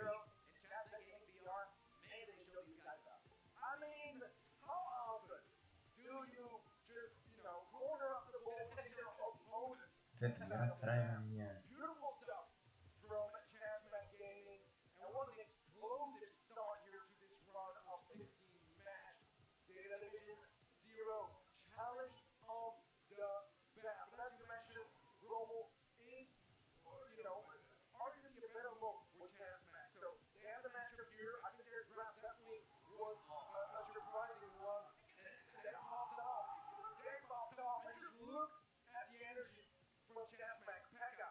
Amazing match performance against the Zeta themselves, and that's coming from a rookie, a first timer here in the World Finals.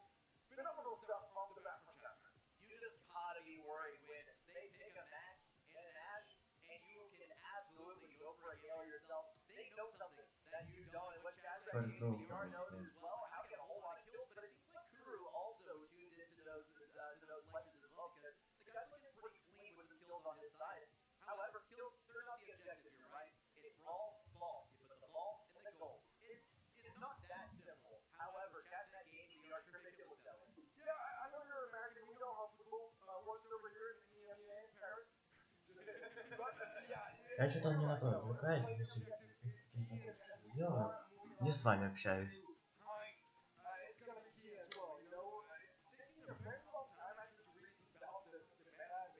Пойду я налью.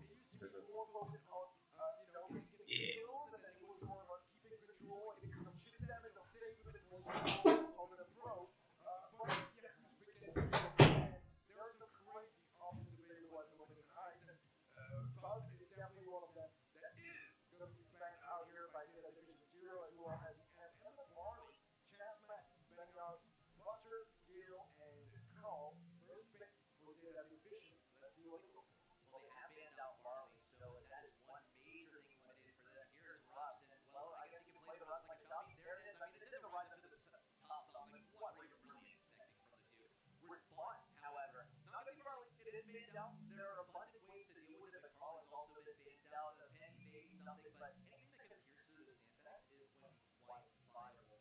We're forcing it to run the second gadget instead.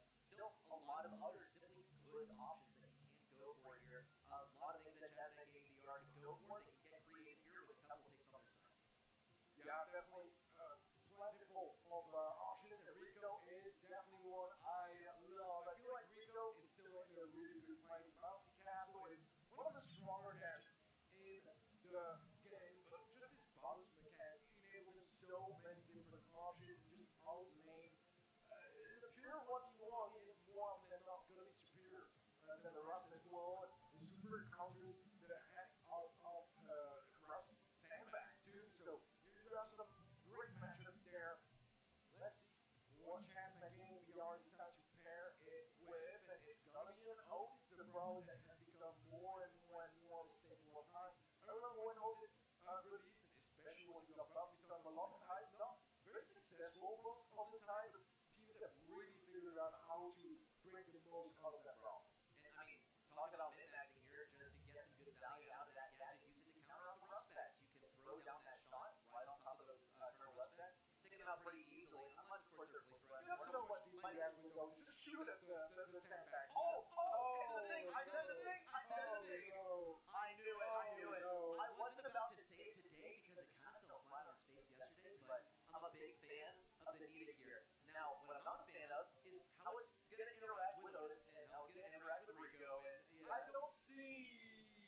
I don't see it.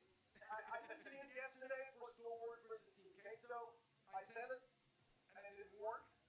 I'll be honest, I have more faith in Zeta Division Zero, especially when they have a max to the lineup. But I don't know, man. I don't know. I'm never convinced by the lead, at least not in the recent meta. I want to be surprised. I want to be shocked that Zeta Division Zero have the capability to do so. Well, there's a possibility you can max speed into the enemy base. Я здесь, ребята. Так, сори, я водички сделал. Aggressively to counter out tank as a last pick from Chasman Gaming VR, which is very, very threatening. There's not a single tank counter inside of Zeta Division Zero, with the exception of Nina. Oh, spike. The number one that comes to mind when you think of tank counters, she farms supers off the so easily. She gets them in 4 or 5 shots. It can be really, really easy looking when you get down to it when it's played properly. Here's a spike though, and I think really every single one of these brawlers is going to be fairly good versus Nina. The only exception in my mind is Otis because he can't peek the shots as effectively as Nina can. She has a deceptively large hitbox, and I also think it's just a brawler that people aren't really used to playing against because she's been out of the lineup for so long. Zeta Zero plan to bring it back. It's free shot against both the Spike and the Rico, which can be quite scary. If they get too close or don't Alright. there's near angle. Let's find out though as we jump into the second set. And so far it is Zeta just a little bit more defensive. As Spike was trying to find an opening. 200 damage this side. Ну нельзя Low спать. HP as well. Pekka is just navigating towards Я that вообще stage. не He's gonna get происходит. finished. Should be going down here. Actually gets the bounce. He gets it off. And Oh, my goodness, the champion got shut it down, but still some damage done there as it is a 2-on-2. Champion heading towards that safe.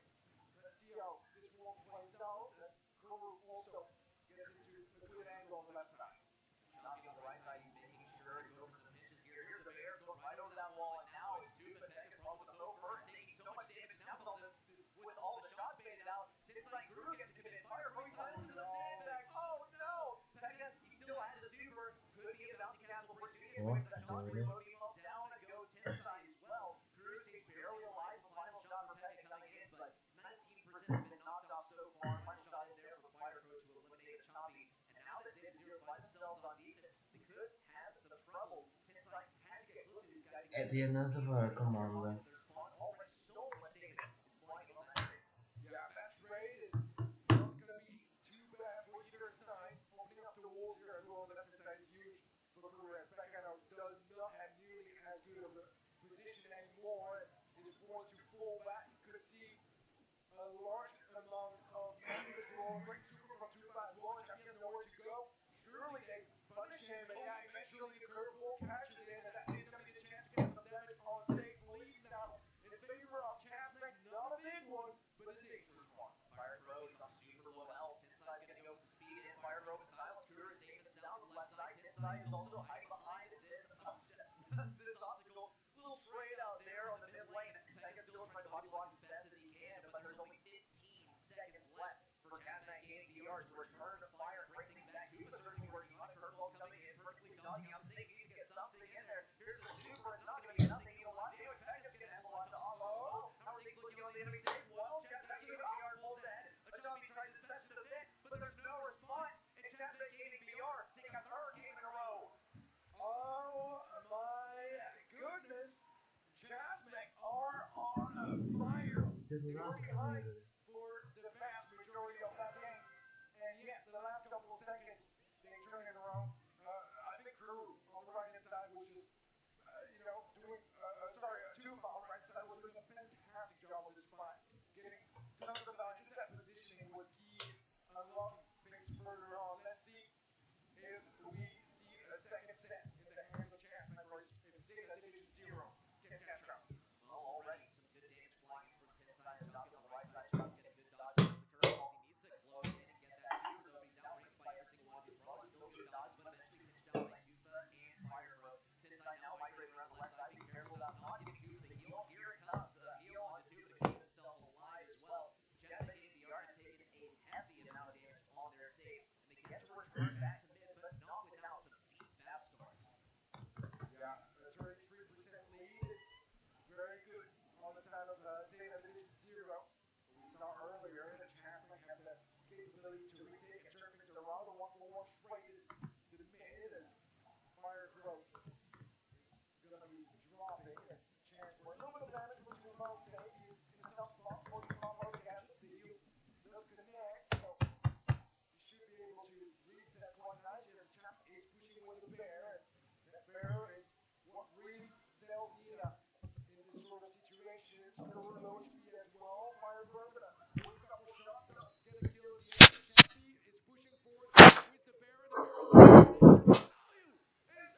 real from Zeta Division that's saving all the way down to 16%.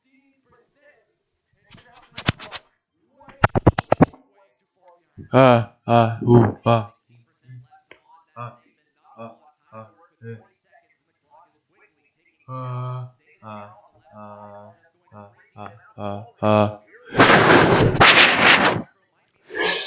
Как дела? Проверка звука.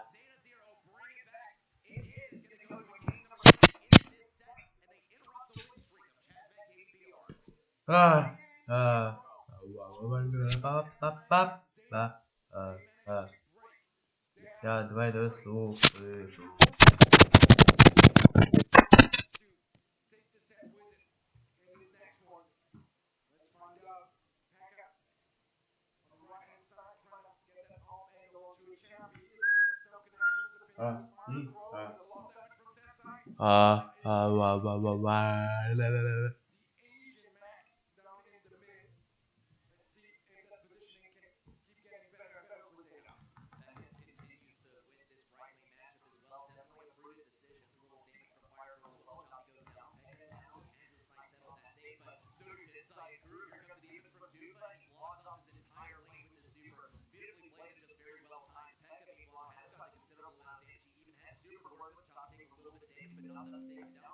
Inside also, fielding the two different brawlers attacking at the same time. There's a wall break for Guru on the left side. We saw much earlier in the game last time. It led itself to a much faster, more convincing victory by Zeta Zero. To see it earlier, rather later in the game like this with a minute 30 on the clock, it's not a great look for Zeta Zero, but they're only trailing by a small margin. Yeah, it's not a lot when it comes to save damage that makes the difference, but it could be enough. We've seen it happen so many times in the past. Guru with some beautiful curveball dodges on the left side, making sure he stays up, but eventually does make a bit of a mistake, gets reset, so that could be the chance that Tufa needs to push off that lane. Fire throw does connect the middle to that side, already quite low. I think he will survive it, but not with a whole lot of HP. Guru does fight fire. This connection of Pekka is surely going to be a shot or two away from that bear. Will he even get there? He does eventually get shut down. Pekka has to get some more damage. Ooh! Gets caught in the middle of the shot, and that super melts him down. Even more of a lead now for Chance, but there's still plenty of opportunities in those final 30 seconds for Zeta to turn it around. Not sure if that was a clean or an absolutely filthy play there by Pekka just moments ago. He still has yet another gadget ready for the remainder of the match. Only 15 seconds left. He's going to have to find some use out of that meteor. Tenside's going to fall. No to mine. 51 health left. He could have a shot. No. Taken down by that curveball from Tufa. A little bit more damage over here at the end. A jumping Guru going for it, but their save is melting as we speak. 3 seconds left. And it's a surefire victory for Chazback Gaming BR. They take set number 2 off of Zeta Zero. Chazback Gaming BR are making Latin South proud so far. 2 sets in a row. And Zeta Division, I mean, wow. They're struggling. We have yet to see that really this year. They've been mainly struggling against each other, right? Between the two sister teams. This time around, it seems like Chazback might just do it at a bench. Their own sister team of Chazback Gaming EU that fell against Zeta Division 1 just yesterday in the first match of the World Finals 20. What a performance so far from Chazback, and I like the risks that were taken by Zeta. The lead out brought in here as well, but they did such a good job on Chazback's side of shutting down. We couldn't stop any bears. There were just so few, and it's really the sell point when it comes to Nina. Unfortunate situation there. I mean, risks taken by Zeta Zero, and I think a lot of people would say these guys, they're the current reigning world champions as well. Do they really need to take risks in order to get a victory here? Well, we're moving into a very, very consistent mode for Zeta Division Zero. Bounty a 77% win rate and only 52% win rate on the side of Chazback Gaming BR. Unfortunate situation. It could be an advantage for Zeta Zero. Yeah, we'll see how that goes down, as this is what they need to turn around. It's been challenging, but so far Chazback are looking fierce. They are looking absolutely dangerous, and they got the first victory as well. Our fans Zeta Division 0, Chasmac, Benedict, Squeak Call, and Max.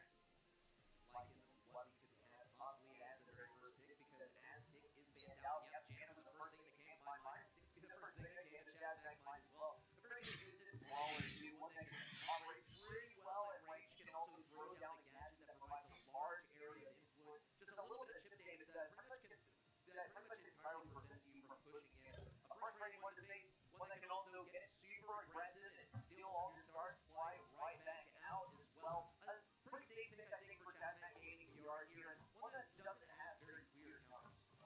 Certainly so. Gus is in a really good place at the moment as well. Does just really good against a lot of matchups. Assuming you have clear counters or probably absolutely can't deal with. Similar to Jam to that extent. Что я такого нажал, что уже не входит? Brawler has amazing potential in straight up one-on-one duels. And it's just very, very good overall. As an early pick to throw into the mixes, we have another pick pending here from Zeta Division 0. It's going to be Otis. I definitely like Otis as a pick in general, but Zeta Division 0, they do have the last pick. They might also be looking forward to sort of prevent Chasmac from taking some opponents that are simply good versus tanks or things that can get a close range that could upset things towards the end. Carl has been banned out by Chasmac Gaming VR. Fang still remains, Buzz still remains. Just anything that can upset things a little bit, but Chasmac still, they have 2 hits in a row they can go for that counter out tanks and make sure that kind of situation does not happen. Well, we get that bow into the mix, and I like it. I always like bow. I think especially, you know, if your opponents are a little nervous because they are on the biggest stage that Brawl Stars has seen in a very, very long time. That can definitely be a challenge to deal with, you know, those bow arrows, get those dodges out, keep track of the mines sometimes as well. And it's going to be paired with Gale as the final pick on the side of Chasmac Gaming VR. And I don't know exactly what the plan is with the Gale. Maybe they are expecting some, you know, big aggression on the side of Zeta Division 0. Probably not the most fun of the ideas so far. Let's find out what Zeta Division 0's answer is. And it's going to be a Sprout. I mean, it has a lot of potential to dominate. I absolutely agree, and I think particularly versus Gale or Bo, but I think also it's kind of a big risk considering that too, but it's going to be breaking open walls pretty effectively. I mean, there's a little bit of debate as to which gadget is he actually running here as well. I mean, obviously, no Bo Totem cheese strat coming along here, but still, some players have been running Tripwire now as a pretty viable strategy. It's also maybe going to be more effective to break open walls, which would be quite good versus Crew. Really going out on a limb with that one, it's not very popular. We'll have to see what Pega has to offer. He hasn't dropped out the totem just yet. Maybe it'll be to take some damage from Tensai. So far, on the mid matchup though, Tensai playing very, very patient. Next taking big damage. There's the blue star going the way of Zeta Division 0, and they're heading away safely. Yeah, a lot of damage onto those Chasmac players. Так, у нас уже 500. На архивном аккаунте у нас 365. Вот, кстати, есть сейчас шанс. Есть сейчас шанс, то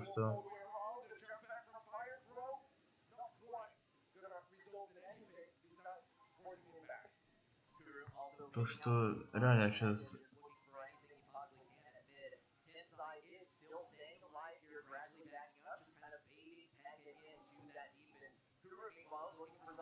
versus Fire Crow is a difficult matchup for Fire Crow as well because he lacks the range. And there's the kill as well. I mean, just filthy. That is a matchup at Div, a brawler Div on that lane. And Zeta 0 continued their domination in this game with 45 on the clock. Yeah, so far the Gale has been struggling, and I already addressed my doubts regarding that brawler pick here. Let's see if he can redeem himself. Perhaps his mind's already been placed down. First one, he's already got through and still looking for different angles, and that is going to be more wolves out of the picture. Meaning Crew will struggle just a little bit more on the left side, but so far it's really just been having a fantastic Sprout game. As Tensai is rather low HP, but still on Pekka. He's squeezing it on the heel as well. The mute on the Fire Crow, and it can be on the one, but can he stay up? It's looking good for Zeta Division 0 as they get a dominant win here for the first game of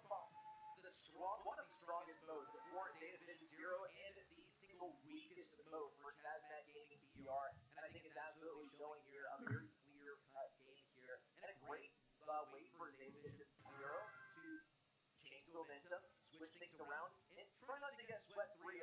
I don't think that was really a possibility to begin with, but hey, Chazmat Gaming BR, they surprised us all by taking the first 2 sets. They're still only 1 game away from heading on to a match point. They gotta take this one if they want to get there, and already they've got so aggressive off the beginning of the game, and they've been punished pretty much not at all. Tuba's gonna be thinking of that blue star quite easily, and now they need to continue the aggression. Oh, yeah, little reverse jump pad there, not maybe with like, what's going on here, Teddy?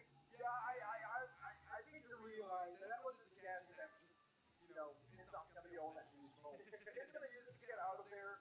Curve rolls off access to that lane anyways, and that's an extra 10 seconds to find the first kill, and Chazmat, they no longer have the lead that picking out the star gave them.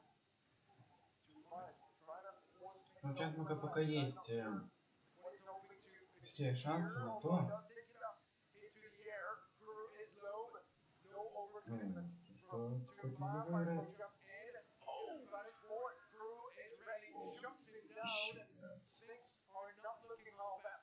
Блин, я не знаю, точно не смогу забрать там.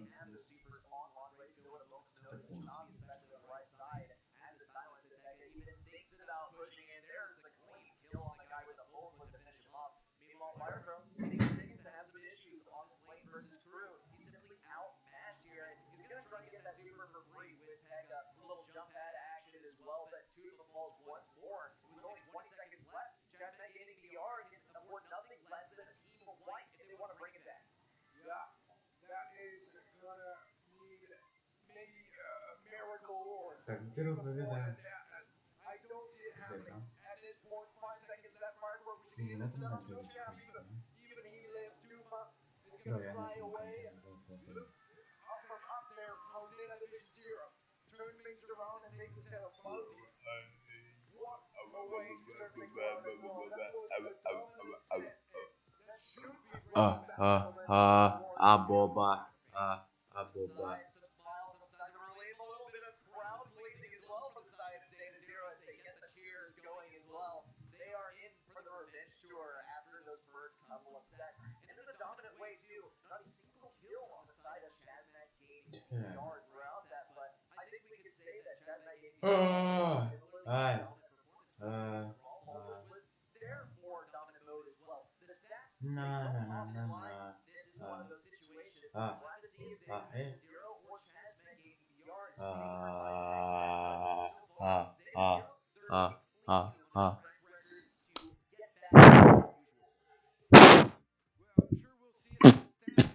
Боба. Я не знаю еще, чем я занимаюсь.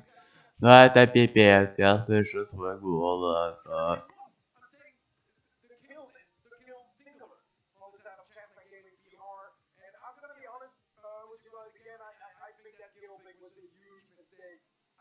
I'm assuming they wanted to prevent, you know, maybe Daryl or something over aggressive to show up on the final pick for the Division 0, but it didn't show up, and that leaves you open with a guild that has 0 good matchups, that is not good in bounty, that is not good against any of those brawlers, that for you was just a massive mispick. Or at least whatever strategy they had in mind was far from working. They still have a set here to reset and maybe get that 3-1, still cause a massive upset. But after that, if we go set 5, I mean, that would be really dangerous for Chazmat. I would start really exciting heavily towards the Division 0 taking the whole match. Yeah, buddy. It was also around, I do feel like Max was one of those bigger openings that potentially is 2 could be a way to address it, or rather match that same sort of high mobility brawler. Bam is an option as well, not one I particularly love, but one that has functioned quite alright in the past, and they'll match it with the Ruffs, which I do think is quite a decent pairing, and then buffed off, and then suddenly that pairing is going nowhere, really trying to camp down in that zone. I don't mind the combo data so far. I'm really curious though to see what Chazmat have in mind, because they've been so fun to watch when it comes to their comps.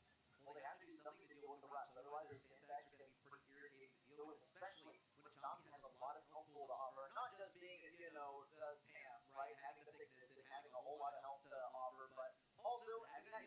down, which everyone can crowd around and, gather around the campfire and have some fun. Here comes Tuba, though, with the sweep pick. That's going to be nice for locking down a laner, or perhaps a main entry point into mid. It's Там going to это be a lot of горячие те like самые that wall that sort of blocks on the кнопки. left side, it can simply be walked around. So as long as they're careful about getting that super too early, then they can get tremendous value with Squeak in particular, and all around just a pretty good brawler in general. When we come to the last pick, though, they gotta find something that combos well with the Max, and also can deal with the Pimp, because the Pimp is gonna be ready for that scrap sucker anytime that they even think about pushing in. And there's the Otis. I love it. I love it. I like it. I mean, maybe Rico could also having an option as side could potentially overgrace the lanes on the side. It is a bit of an odd map, right? You can go very stacked towards the middle. You can have two players mid, one of the lanes, whether it's more defensive or offensive. There's a lot of different possibilities when it comes to rate of fire, and I'm curious to see how they will deal with that rush when it comes to the actual game. As we have the final pick coming in for Zeta Division 0, it is 0? 2 zeros. Okay. Oh, there's a second. Well, I mean, Zeta Division 0, right? They love their zeros, I suppose. Okay, there it is. Great. We were talking about this one earlier. We love the guy, and he's pretty good at mid. He's great at denying some aggressive charges in. Just keeping him completely on the edge of his range because he has a lot of health to offer, and he has a lot of damage to offer too. I like this strategy from Zeta Zero. They just have to make sure they get those supers out early and get them out often too.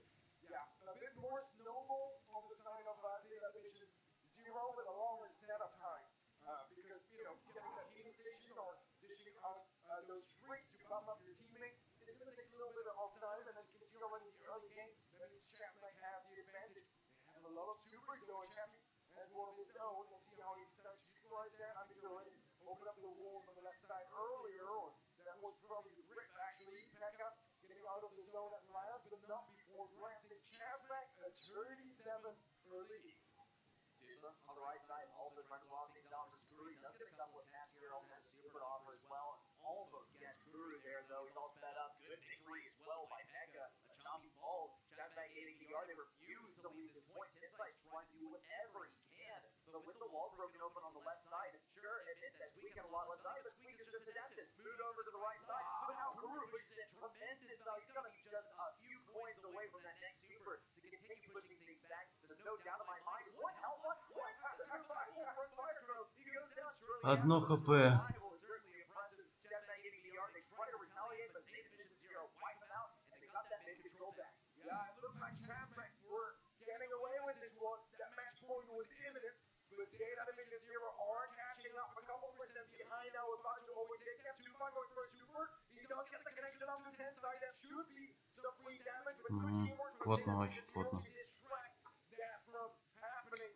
As Champ are trying to get his best to really get that foothold in the mid. It's a couple of percentages in their favor. Pekka was a face shifter. Champ gets muted, goes down through in a 1v1 now as he gets a kill. He's lowing from Tufa and the super. It is still the lead for Zeta Division 0, but it's so incredibly close. It's a war of aggression. Whoever dies first is dead forever, and you just gotta keep on slugging away at those enemies because they are charging in with health all the time, endlessly. Quick takedown of that super and a silence on the crew, but it doesn't stop the guys. Tensai refuses to leave this point. He's gonna have to be removed with force. But Tufa and Pekka, Fire Crew, they don't want to take the risk here. Tensai and Choppy Crew, they just keep on popping in and out of that. Here comes the supply drop as well for Tensai. A kill on the Fire Crew. It's not looking good for Jazzback Gaming PR. In fact, it might all end here. There's the game victory for Zeta Division 0. No match point for you.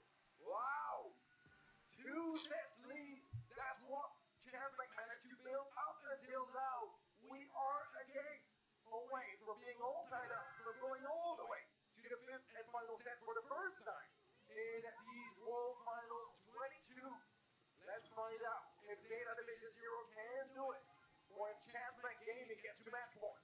Mid area blocked off. Attempt from a shot to clear things out, but it's not going to be super successful. This is the early game victory for Jazzback Gaming PR as they have things cleared out by, wow, never mind, here comes Kuru, taking things out, a little wall break as well. Tensai and the Choppy quickly flip the script, and now are quickly approaching that percentage, and now eclipsing what's been captured so far by Jazzback Gaming PR.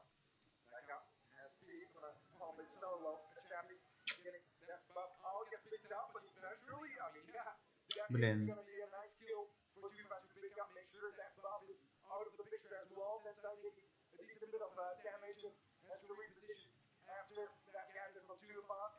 Slowing down that left-hand side of the zone. A little bit of a lead still for Zeta, but not the massive one. A good mid-presence from Chasmack now as well. And Tupac goes for a super connection onto a Javi. That should be a free kill. Becca just swoops by and finds a nice front now. Stick near the healing station, gets some big damage on the inside, and a chance for Chasmack to start catching up again. But Guru refuses to leave this back. А сейчас реально, я хочу сейчас, чтобы час мы будем. Чтобы мы на этот телефон пришли баллы. Ну, кажется, нет.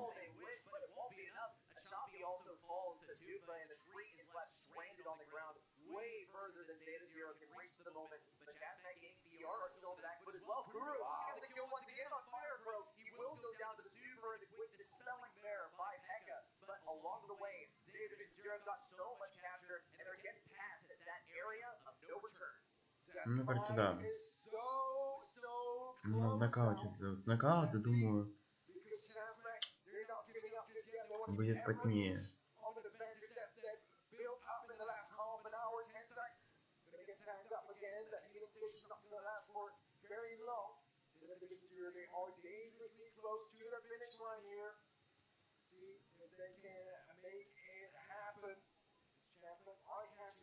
Slowly, there's only 40 seconds left on the clock as well. Guru gets muted, he's gonna go. Oh, never mind, not quite down. The heal comes just in time to keep him up. This is a chance here for Zeta. Division 0, they find a kill. They straight it out inside as low. Connection onto Guru as well, but it's enough for Zeta. Division 0 to tie things up and push things all the way to set 5. Reverse sweep from Zeta. Division 0 could be coming in. The first 2 sets went confidently the way of Chasmack. После этого залетал, будем победить NAVI. Пётр Мума, по-моему. А, его никогда не было. Ванечка.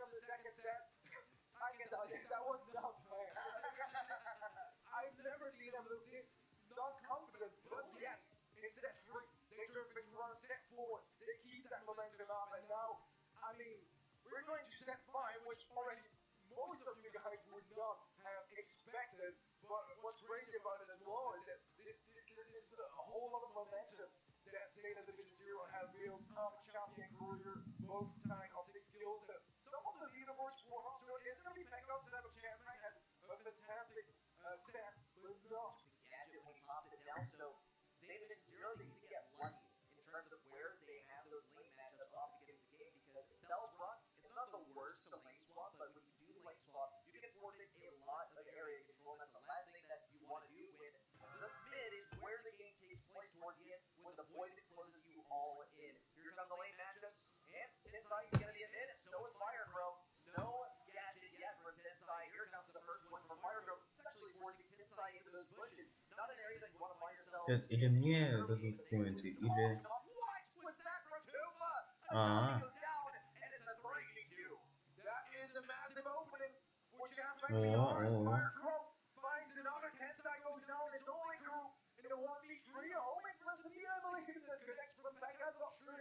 That was useful, but they want to make sure that Drew doesn't get away with free mark for the next round. And yeah, good jumps from Drew, but eventually the final connection from Becca is going to give the run to Chasmack. They are still in this game. They're still in this match, and they are a round away from a match point.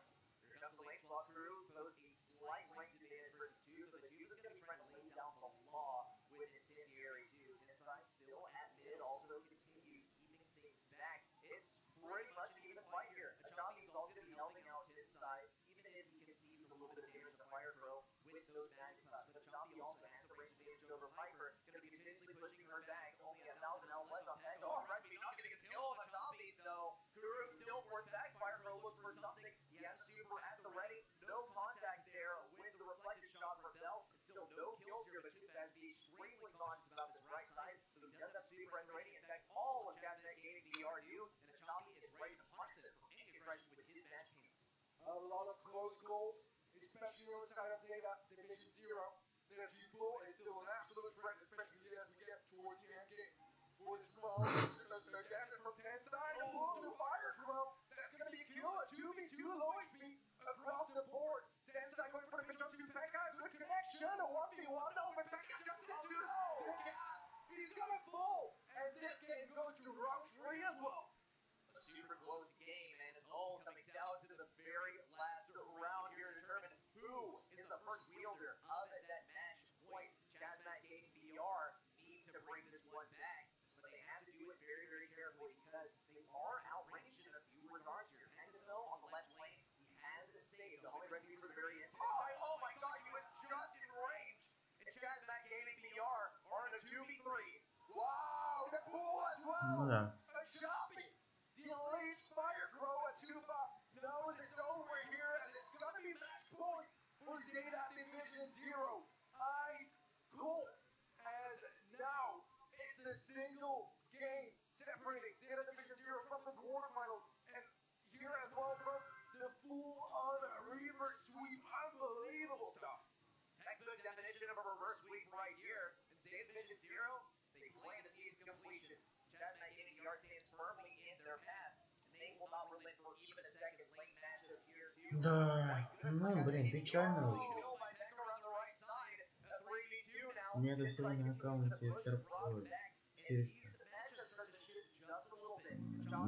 Да. Extremely cautiously. Tenside dodging out these shots. No advantage, but not versus Pekka. The pitch comes through, and it's a choppy versus the world. A choppy goes down to Pekka. Pekka wins Всего лишь сейчас. flawless opening round. As they are facing that match point for Zeta Division 0, Chazmat, they have not given up just yet. They'll fight all the way until the end, and they want that double match point. Can they reach it? A couple whip shots from back on the right hand side will make that a bit more difficult. But he does Я уже не знаю, сколько я стримлю. keeping him low and making sure he doesn't overcommit too much. Ну, можно сказать, уже час. HP-wise, the champ gets to reset his heals as well. There's the full available for Chappie. We know how strong he is. Не помню. He's going down and that advantage for Zeta. А, не, все. А, это раунд. Сейчас либо решающий, либо нет.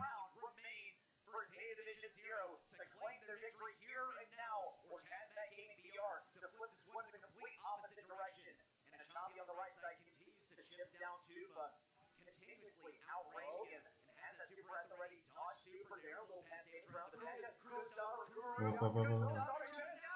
Wow, beautiful. О, так. It's only a champion in a 1v3. A desperate attempt that he could try with that pull, but he needs to find a target, and CMG are not willing to get anyone in. Опасно, конечно, но зато сейчас... Ну, мне сейчас 10 поинтов, чтобы я мог... Все, так. Они...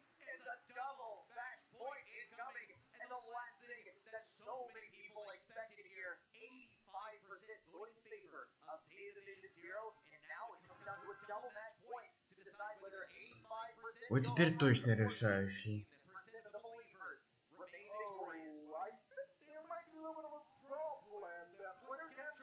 А что произошло? Что они...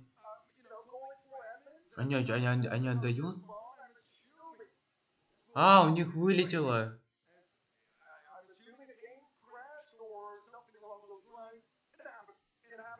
У них игра вылетела.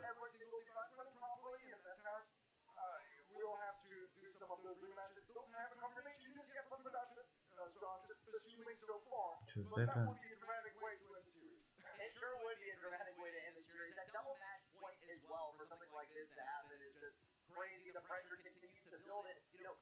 Что за игра? А что произошло-то, я понять не могу. Game crash.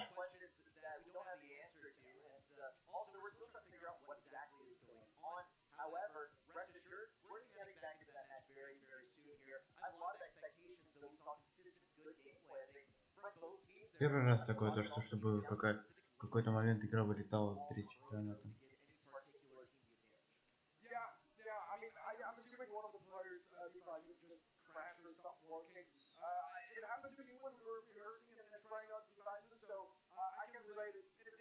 felt bad.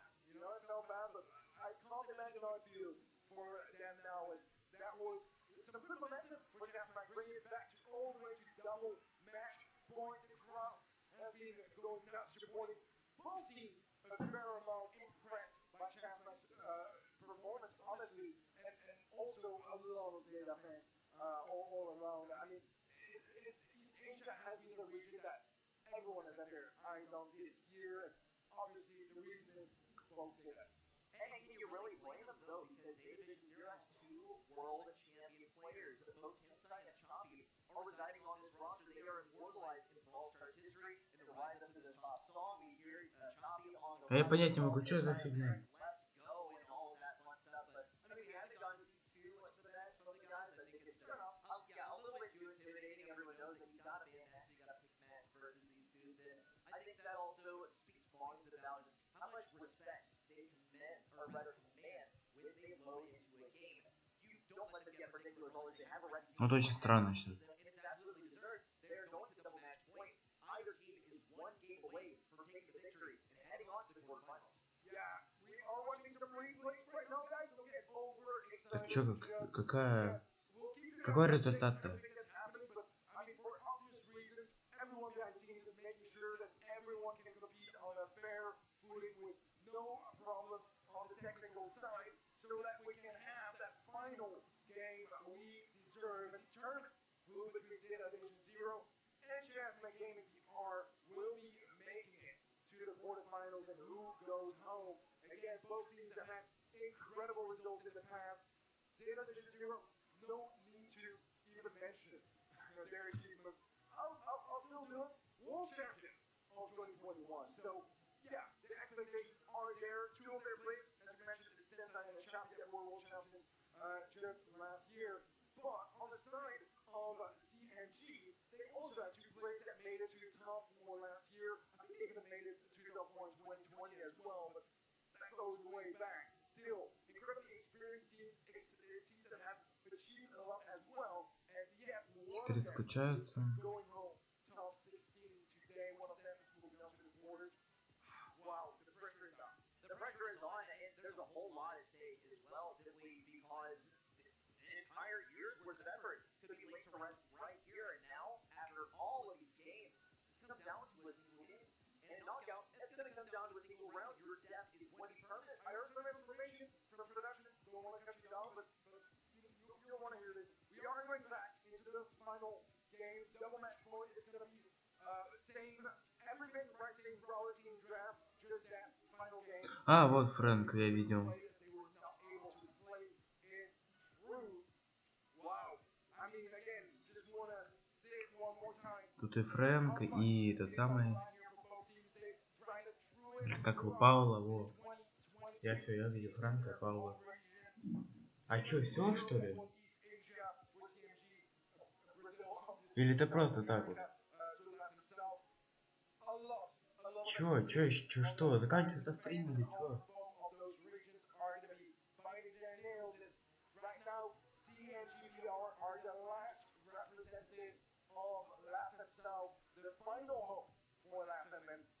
They've made them proud, we know that for sure, but can they actually make it happen? Can they take down Data Division Zero, or is Data gonna full-on Reaper sweep them?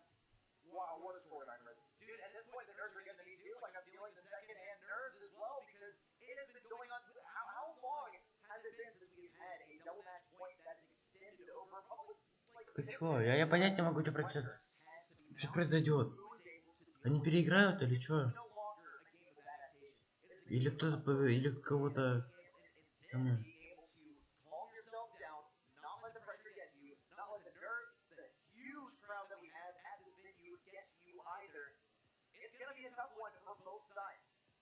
Absolutely. So this entire match has been a tough one for both sides. We've had some really one-sided games, some more one-sided sets too, but there's some incredible brawl and close games. And so far, this final set seems to be the closest one as well. I think one of the big challenges when you have such a sort of technical issue in the final set as well at double match point is who has enough ice in their face, who can keep their calm and get back into that situation with the momentum they had earlier, with the mood, with the concentration.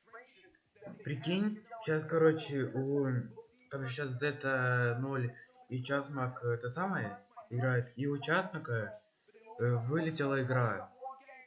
А, да, не переиграл. Короче, у Часмака вылетела игра, вот, и сейчас они переигрывают раунд.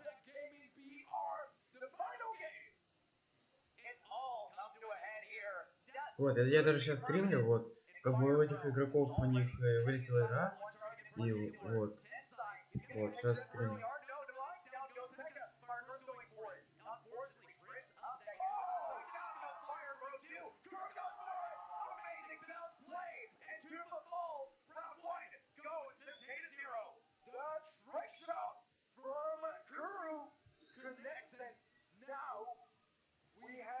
Division 0 again on the verge of taking this match as they fought valiantly in the previous game to take it back and bring it to double match 4-0 with Recipe connects to a champion. Quite low HP, but able to reset and heal back up. Then side, but lonely in the mid, but doesn't always have that super to get Опасно. straight into the air and back to safety. Я хочу, чтобы Часмак выиграл, но не зажимают.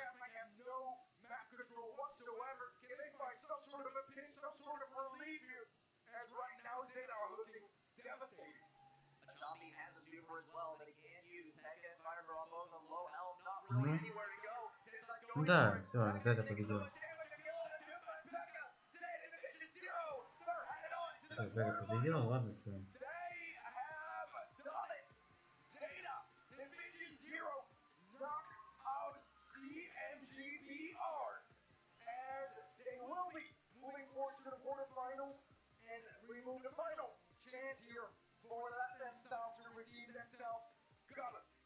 А, нет?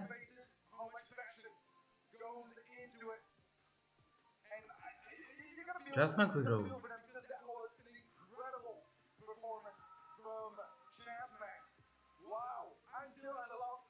А, они решили отдать?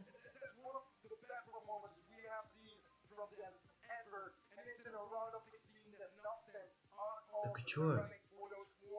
За это или Часмак?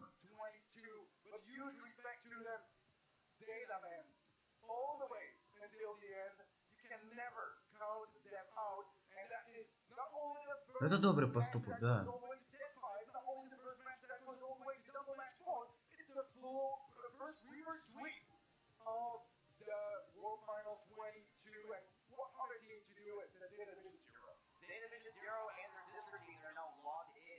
Да, эти поинты.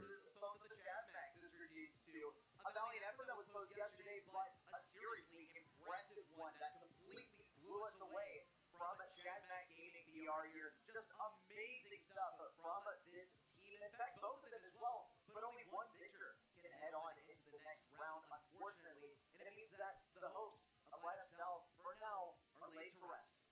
Yeah, it's gonna have to wait for you know, the World Finals 2023. Дайте очки, блин.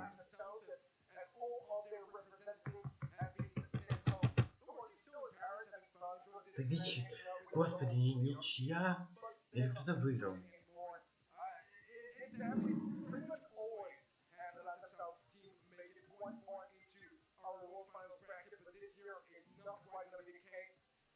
Wow, what a start of the day already. Just in case you guys missed it, Try Gaming EU 3-0 Zest, but honestly, Zest, they played fantastic. That was the performance of the year from Zest.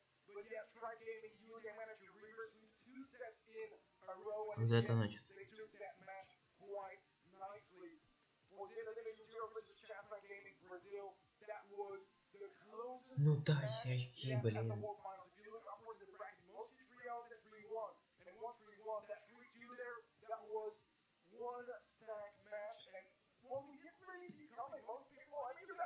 Лишний не отдавали.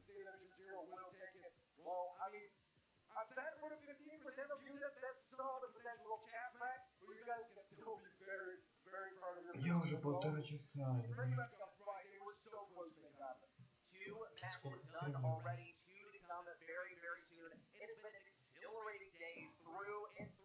Чтобы понимал, я бы мог, конечно, переводить, но, блин.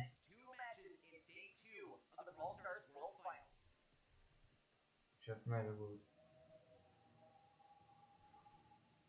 Да, все. А как же очки, эй?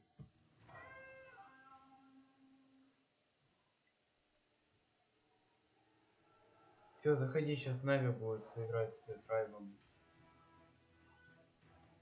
Там не знаю, то ли ничья, то ли Z победил, то ли Часмак, не знаю.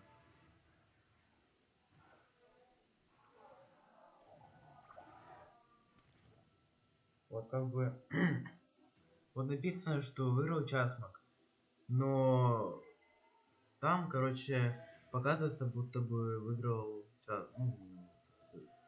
Z. Вот как раз вот Нави с Трайбом NA, не У, не ЕУ, а NA. Так что заходи.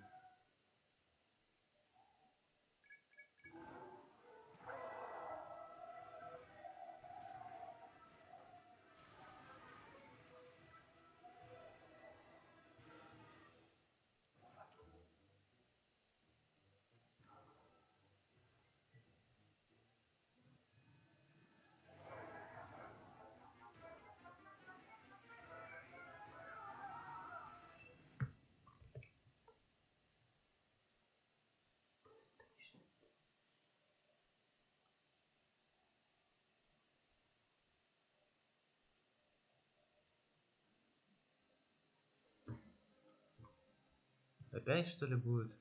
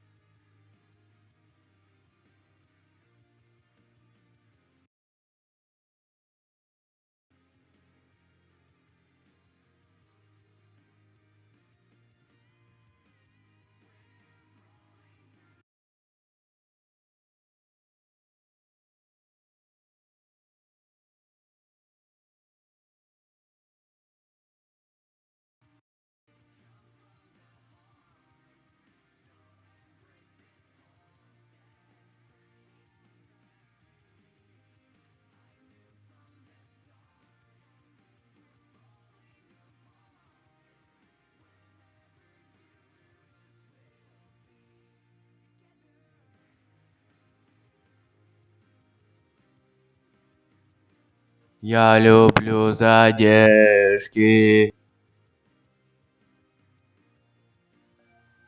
Блин, я не то отключил. Сорян, пацаны, я не то отключил. Я не то отключил.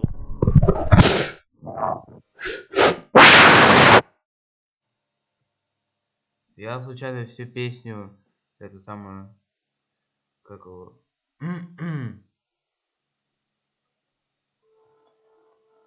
ну, авторский, короче, авторскую песню.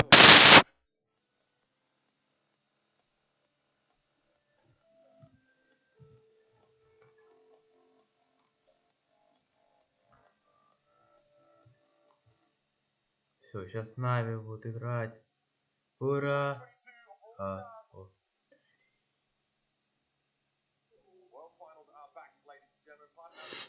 Все, Нави. А, ты нет, ты на стриме.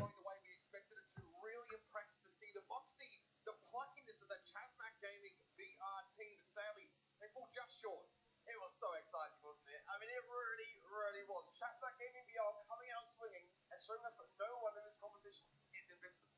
Now, let's have a look back at the bracket review and see how we got to where we are now. There's still 2 more games left in this round of 16. Today, first up, of course, we saw Tribe Gaming EU take down Zest, and then that absolute barn burner between Zen and Division Zero with Chasmac Gaming Brazil. Incredible match, one we won't soon forget. But there's more of those in store for us. Because coming right up is Tribe Gaming NA going up against NAVI, and then Reconic Esports take on SK Gaming. Yeah, that is going to be an interesting one. The Tribe Gaming NA and NAVI, they are very, very closely matched. There's a lot of support for NAVI as well, so they're going to have a ton of support in that respect. I don't know. This will be a very close one to call. Yeah, so, I mean, again, now we'll be looking ahead, of course, at our predictions. Я опять не туда делаю. Now, we've been pretty safe so far with our predictions, almost getting completely moved in that match number 6. This next one isn't Ой, так, мифическое снаряжение 1500. А, 2000, да ладно.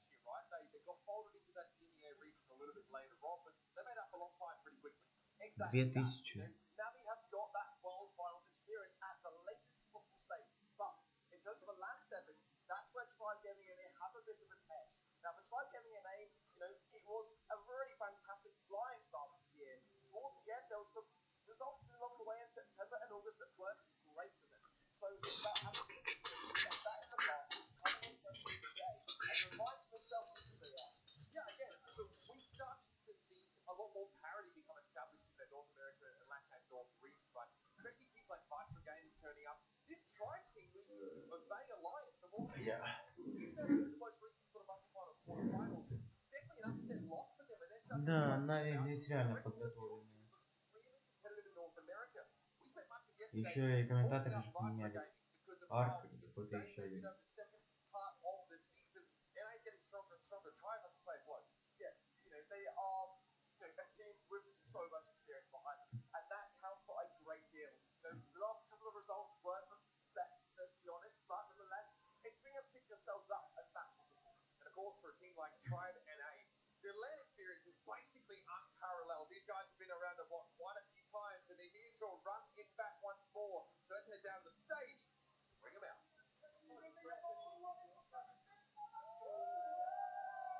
Et oui, on est au milieu de la scène. Il y a une très très bonne ambiance. Je suis au milieu de supporters de Tribe, donc on va devoir la faire en anglais. C'est un petit peu obligé. Hold on to guys. This is good vibes right here. The Tribe Gaming crowd is absolutely insane. I have no idea if you guys can hear me. But you know what? I think it's time to say welcome. Their colleagues from Europe won earlier. It's time to welcome the kings of NA. Tribe Gaming! Сейчас это чтобы Петр Мамарь сейчас выйдет.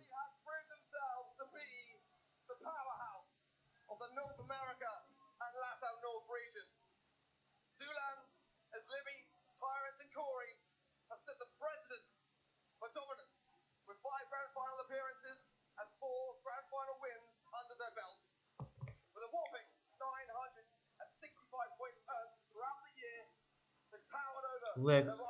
Тут Лекс есть.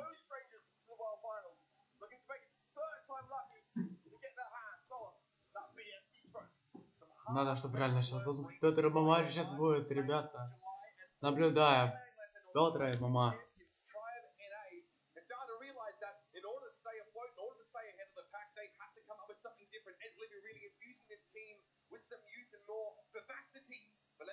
Все, ребят, наблюдаем.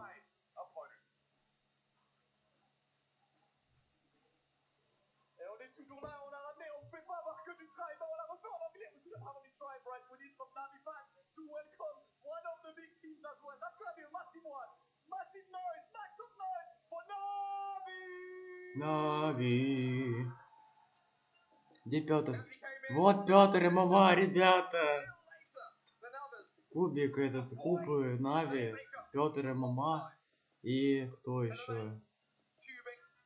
Бля, я не помню. Ну, короче, Петр и мама, ребята.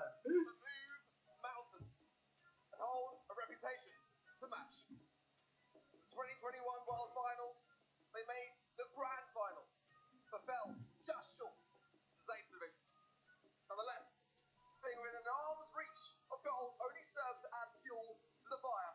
And through constant growth in this year's competition, they're coming in hot. And to Sincera means born to win. Петр реально хороший челик. Ой. Всех просто бацать. Вот кубик этот и его напарник.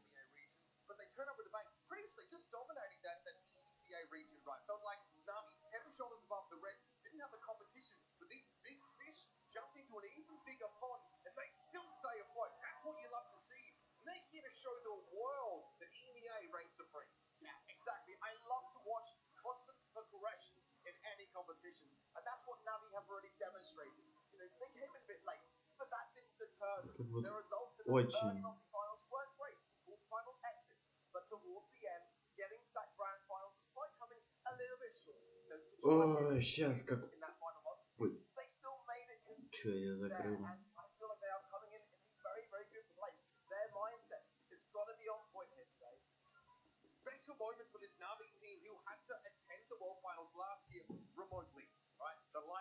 Все, ребята, наблюдаем за тем, как Нави всех трет в одно место. Это же имба полная. Он же сейчас всех порешает. Это же супер клево. Это, извините, что я сейчас в таком положении просто лежать. Это сейчас будет полная бомба.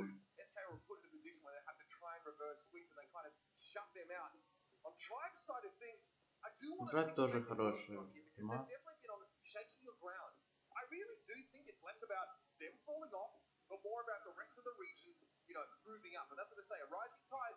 Lifts all ships, and you better hope that Tribe Gaming got their floaties on. Yeah, it was, you know, a tough September for Tribe Gaming NA, losing in that semi-finals to Batra, 2-3, and again in October, losing in the quarterfinals. It started to dwindle down, but then again, they had been the first team in the region to qualify for the World Finals. They can afford to take things a little bit easier. It was a constant battle all the way until the end, and the draft now coming in. Let's see, Hyperband, Bonnie Band, and Colette on the side of Tribe Gaming NA. The bridge too far. Ice coming in. Carl, Max, and Daryl Band now by now. Characterized by these really long lanes. We saw what Daryl can do on this kind of map right earlier on. If you leave him alone with your sight, it's going to be blown to smithereens. Recoiling Rotator is ridiculous. It's sort of working that down and is very, very scary. If it's going to charge more of those supers up. Teams will have to 1v2 that Daryl, give up the mid lane and just sort of try and collapse the side lane to answer that threat. So pretty prescient selection to ban here at Carl also. NAVI don't want any of these shenanigans. This team is really aggressive. They have some really wacky takes on the metagame and sort of what to draft. It's what sort of makes this extra exciting. And MMA is up there on the stage. That's a rarity for this team. Yeah, it's going to make a difference when it comes to the draft. First pick going to come in soon. I love 8-bit on this map. I think that B also can have some great value despite that battle being banned. It's still going to pack a punch. It's going to come in. That's going to allow for some interesting matches within that mid. Being able to break everything open and Eve therefore as well, you know, coming in on the side of Tribe. They're going to utilize a lot of their maneuverability on this map. There's a lot of water in which Eve can get a lot of value from her natural abilities on this particular map. But it's going to be a long-range game, no doubt about it. The bands of Pipe coming in, and there's the 8-bit for Tribe. You know, if you get that 8-bit in range of the safe, put the damage booster down, maybe even have the damage gear rolling in as well. You know, extra credits is going to get a lot of value against sharpshooter-heavy composition. Team Super Baby Boom is actually quite powerful. Their low fire rate of sharpshooters makes it hard for them to deal with those sort of bait keys that start to run at you. So that's definitely something worth considering. Provides a a lot of pressure, and on a map like Bridge Too Far, very easy to hatch those, right? Throw that back behind to keep it safe and then set up in a big way. 8-bit is crucial. You can make those forays forward, right? But maybe go overextend, you could say a little bit, give them some safe pressure and then back up. Lola getting locked in next. I like that from Navi. It's one Пётр Мова, чё же вы... time and time again, and it is going to have a great deal of area spray and Что Пётр ММА возьмет, а? left or right hand side lane that can really scout those bushes for you and seek out and destroy. Third and final thing for Navi coming in, and it's going to be a risky time for them. They haven't really got much choice. О, кольта взял. Play a huge risk. Colt coming in. What a draw for Navi. But here's the thing about Colt. Так, ребята, а здесь нужно вообще не спать и готовиться. Готовиться к мясу. К мясорубке просто.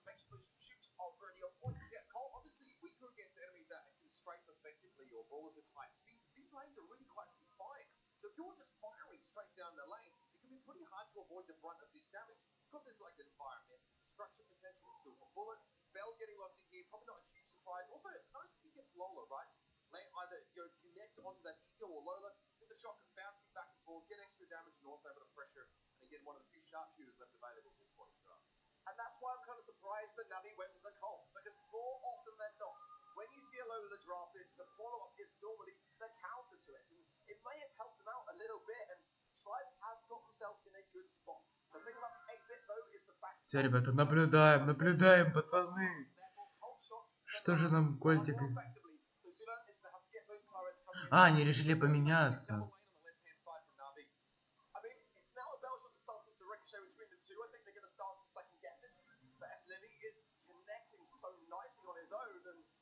Jumping through, straight to the shots of Zulan, he gets taken down, and now damage gear, plus extra credits onto the safe. That is bizarre. Rocket Laces used to go across the lane and try and fight an 8-bit, up close and personal. That guy is hefty. Так, Пётр ММА, нельзя сейчас. Вот нельзя.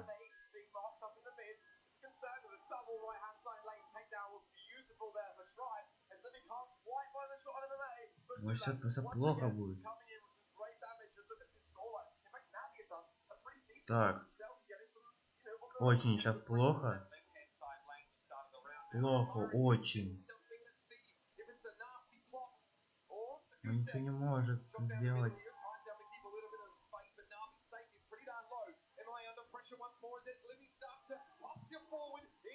Так, Нави сейчас не может проиграть, потому что...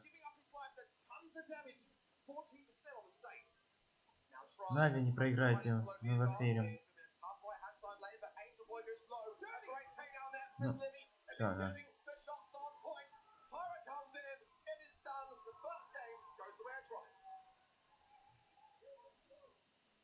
We foreshadowed this a little bit about NAVI, right? Some of their drafts and some of their executions kind of wild.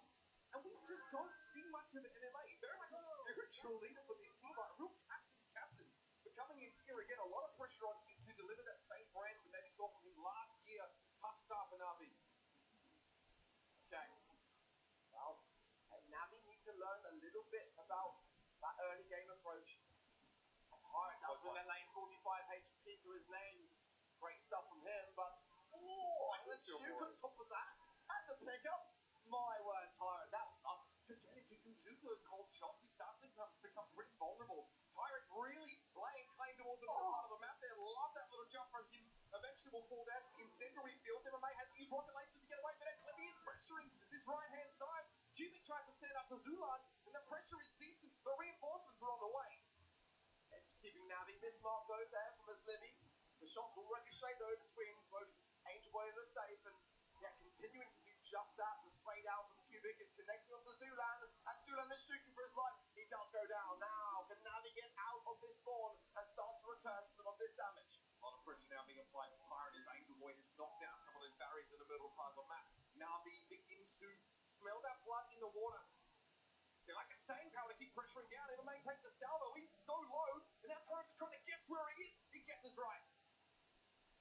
Beautiful stuff. Honestly, Tribe are looking like they just have so much synergy right now. They're picking up the pieces every now and again, struggling to find Navi within the bush, but when they do, it's swift and quick takedowns. Tyrant now able to focus his attention onto the safe, and we haven't Tyrant is getting everything he wants in this middle part of the map right now. Well, fast track back to spawn in that case, but still, as Libby's able to make the trade respond, QB got to get pressure from the backside. It's still waste a couple shots on those evenings as they pressure down. Another damage amplifier from Zulan here. They're really just to try and block some of these shots. As QB lays it on thick, it's not enough though. Here comes Zulan, posturing aggressively. It's 27 and counting on the safe. And Tyrant of Stan wants the smoke clears. Yeah, it's kind of didn't quite position himself there with the incendiary, but he has a great advantage to be able to get those shots. Nonetheless, though, I think that Tribe have done enough for now, and NAVI with no time really, except for H-Boy all on his own. This one's done. Tribe Gaming and they're going to take this first set, and they look very comfortable in doing so. Something unexpected there from Navi out of the draft. Cool, calm, and collected with Tribe though. Picking composition really silent with that kind of map. The Eve through mid from Tyrant as well. Not something we see all the time, but anytime you can get value, and him being able to cross lanes, collapse as well on them if he has to. Really love those looks here. Zuma on the 8 bit. Again, putting himself up front and center in many of those fights. Just saying, hey, I've got a large health pool. Come at me. I'm going to try and get pressure down on your safe. Strong fundamentals there from Tribe. Really getting promoted line. Yeah, it was a risky draft as well, wasn't it, from NAVI, and that midfield play there, questionable, ultimately, then allowing Zulan just to kind of go in for free, and just didn't really time their runs effectively in that respect, and a lot of shots, a lot of the accuracy of Tribe, landing the mark, and as we see there, the energy of Tribe giving in a always shining through, and as things get... Я не знаю, что комментировать, я просто молчу постоянно. Потому что я, блин, нет, эти за команду болею, они проигрывают. Проигрывают. Tribe team is a pretty disappointing MSI run for them. They definitely expected more. For the SK Gaming in those semis, they are still very, very hungry, and I think this really tells much of the story here. As Libby having a fantastic go of it on Bell.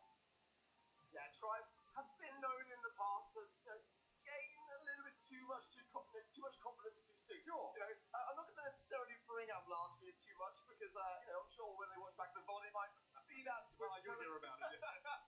No thumbs down here today. But nonetheless, that's the start that you want to have at the World Finals.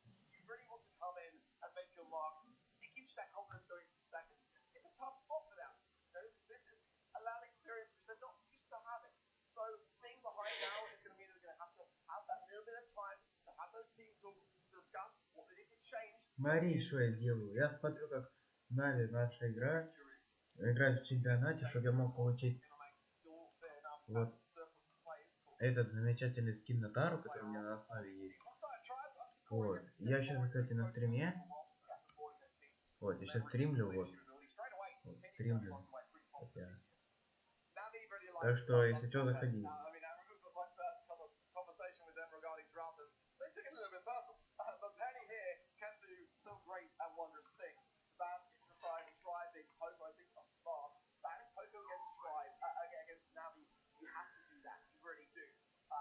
As well, getting rid of some aggression and of course Buster, what that can achieve. Janet going to come in, Tribe hitting NA, great value for it, and B as well to back it up just in the eventuality that NAVI brings some tanks, which they are known to do. Yeah, take a great all-rounder first here with Janet. Start to stalk your draft a little bit for something a little bit longer range. To be obviously great hunting elastic can be such a problem, especially if you're able to push up and you have the advantage. And then you can round it out. You can kind of see what NAVI go for. Now at least you have the chance to sort of preempt that last pick, the wacky one, right? As a Colt was locked in earlier on by NAVI. Might maybe prefer to be in this position. Как дела, блин, да я смотрю чемпионат, как наша команда NAVI. Наша команда NAVI, кстати, это могла быть. Наша команда NAVI пытается выиграть Трайб, который... Они в ограблении проиграли Трайбу, так что будем болеть то, что они в горячей зоне что-то смогут. И да, я сейчас на стриме, так что вот. Ну, давай.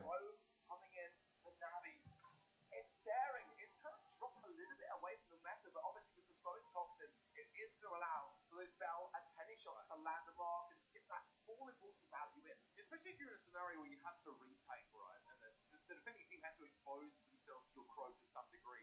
The slowing toxins can be pretty straightforward to hit. Now, it's not an all-in, composition after the fact, but like you mentioned, slow targets are just hitting them on those picks. Oh, round kind of been hooked in here. Corey sat on the bench like, that could be me, bro. I mean, also with the slowing toxin, that panic turret is going to land more shots during that time as well. So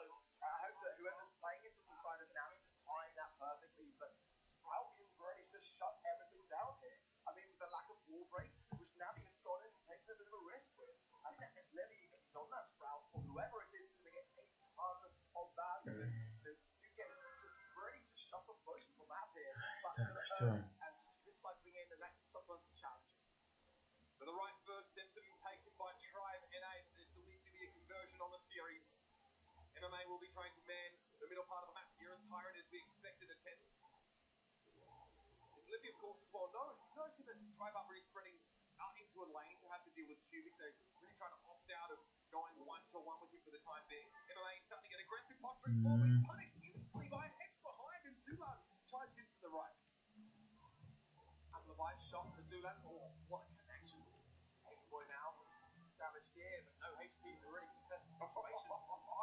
And there's Livy coming through and just positioning himself forward. And Cubic now has to be very, very cautious. That's the cycle you want, knocking out MMA, but actually it does mean that it doesn't quite get the total coverage that he needs. Got the base, so frustrated to deal with when he's got no choice but to stand in it and not be able to get healed up. Zulan now starting to get a bit comfortable here. MMA slowed up, the Iron Hive, and the shot to follow is good. Cubic has to sheepishly back up as Tribe start to lay it on even thicker. Angel Boy and MMA return. We definitely need to see some value from this Crow. Yeah, it's really a bit of a struggle so far. Tyrant though, thinking about going in, surely it's MMA is low here, and Cubic, Angel Boy coming through. Let's take that out of the bed, and that's not a bad thing for sure, but now, as Livy needs to get some value, needs to get some takedowns here to really relieve some pressure. That's a good start. Tyrant behind the situation as well is going to keep some pressure on here. The comeback potential here, spot on. What a retake was right. Love that. Tyrant being absolutely obnoxious in the backline. He Что-то не нравится, все плохо, а? in order to remove him. That opens the way for Tribe to move up onto a hot zone and start ticking up once more. Ironhide doesn't connect, but your powered shot does. Zulan in a very comfortable spot now. Hence is going to force Navi back, and it's 86 and counting for the time being. MMA wants to push up here. Now looking for a flank, but Livy is keeping him under the thumb for the entire round. Tyrant shots are coming in, and it's a trade at best for MMA. Not what he's looking for. Tyrant now wants to try and extricate himself from the situation as Cubic and Angel Boy are looking imperious on the point. Well, I think the Tribe can just get a little bit here and there. So I think 11% needed what to take down there from Zulan, just to relieve a little bit of pressure. But Navi have done a wondrous job so far now. The Penny Tyrant starting to connect in for 3% now, and Tyrant will likely take down. Will take the game. Navi are getting beaten in the middle of the map for a second set in a row. Really struggling to take control of that hot zone element, sort of one instance.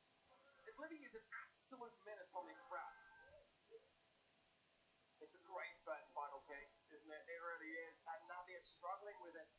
Just maybe could have gone in with something else to free things up. Oh, the value of that. Cubic left on 30 HP, and now everyone able to focus their attention on both Angel Boy and Cubic.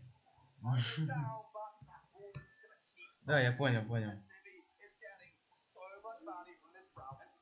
Some free time on the point there, obviously. А! Баня, заходи, у меня сама.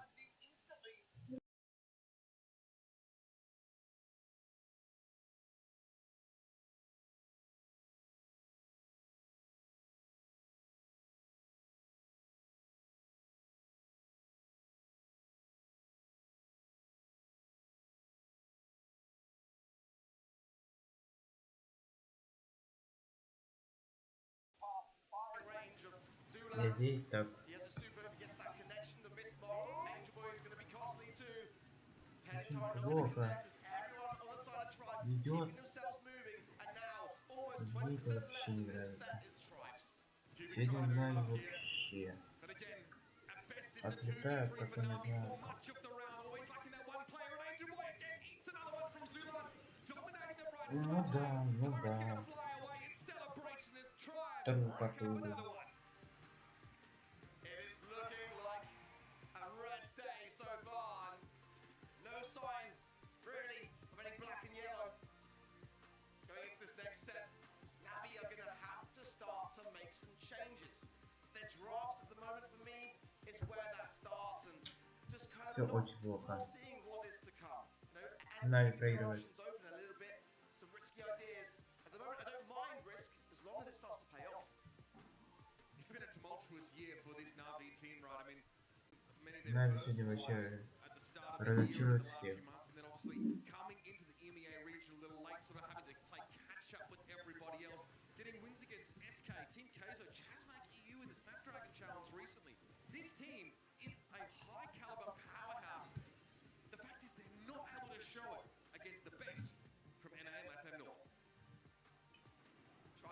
просто нету слов. Second in the season 1 of Snapdragon Pro Series. They didn't quite qualify for season 2 this time around for those challenge finals. And look at that. Lily, 9 to the 6 so far. And Tribe's confidence now is just kind of growing and growing. Look, you know, don't blame MMA, personally, for not racking up a ton of those kills. He definitely wants to facilitate with that slowing toxin, but even when he wants to commit, when he wants to dive in with that swoop, he's getting blown up instantly. Maybe not being able to read the room as well as he'd like to, or just get a feel for just how much damage Tribe can output here. But this is his last chance saloon. NAVI have one more opportunity to show us what they're made of, and they're going home. It's sneaky feels then, and this is a NAVI map really, and a NAVI game mode. It's going to cater a lot to some tanks, some heal, no max ban as well, no Poco ban.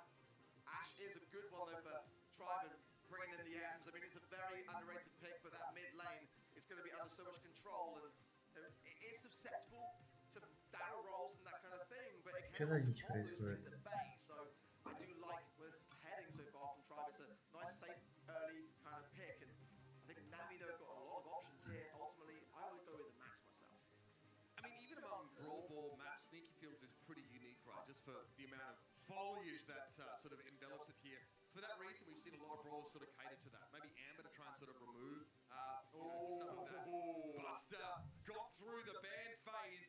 NAVI snap pick him up. Yeah, rightly so, isn't it? It's just, this comp is starting to speak NAVI to me already, and that gives me some confidence. If they combine this with Poco, then Tribe could be in with a bit of trouble. I mean, Here's a question for you. Counter. Does Montage reflect M's spray? Good question, actually. Yeah. It should do, right? Yeah, it's only a throw as a 10 to, so yeah. Still early days for course Buster, but yeah, it should do. Keep an eye out for that one. And Gale's interesting. We've seen Gale get really punished when he's picked early in the order, when he falls down to a lot of those sort of more ranged brawlers. But this is the kind of map where Ну хотя бы, блин, в боли выиграть. there's like a preemptive answer to tanks, and also if Ems wants to try and come up with a caustic charisma and actually start to put some pressure down. What is the loom? It's a great counter to Buster. It is North America and Latin North have kind of been the first region that I've watched really start to tackle the Buster problem, and it was very interesting to watch just a couple of weeks ago when I saw it, but it actually did make a lot of sense. And Tribe Gaming and A just demonstrating just how on the ball they are when it comes to how to handle a really tough brawler like Buster. But it is a very strange comp from Tribe. There's not much to kind of have in terms of synergy, but Ross could be the answer to that question. Just having Я some просто support there, поражен. everyone Это packing что that punch. такое? I will say, pretty darn close range composition here for NAVI. So, rough Это step что, forward, блядь, but still такое? pretty decent for Tribe, give them more of an opportunity to keep Чё NAVI NAVI at arm's проигрывает? length. And big question for me is, what is Мы this? вас верим, алло. What do we go for here? Cubic and Angel А вы Pro с нами так вот Not sure what Alex is. поступаете, а? He's looking on from the sidelines for the time being. What do we have here now? There you go. Love it. Yeah, absolutely so. I mean, Buster is already a very nerve-wracking thing to see coming straight towards you down that right. Не верите то, что их сейчас Having стопу Max add играть? that to the mix, and Я you're буду really gonna be просто in a tough в spot. офиге. That is gonna provide so much aggression. NAVI Потому are что all ну это about трындец. yet to kind of see that from them today, and that's Это why просто I'm really трындец. worried. Я вам бы еще раз повторяю. Это просто трындец будет.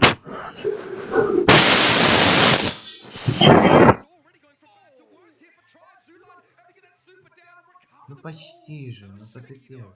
Yeah, but I did like the way that Zululand approached it, and Tribe just got to be a bit more cautious again. Oh, what a double stuff from MMA. Beautiful teamwork there from NAVI. Can they get the ball? No, just going to play it slow. But as now Cubic comes back in, it does lead to some potential great break as well from Tyrant. Going to open up some space. The speed gear is so scary on Buster here. He can run you down so quickly as he starts to approach. But here's Livy now, getting a lot of scouting done, of course, with that primary fire. All of NAVI forced to try and leave the grassy area.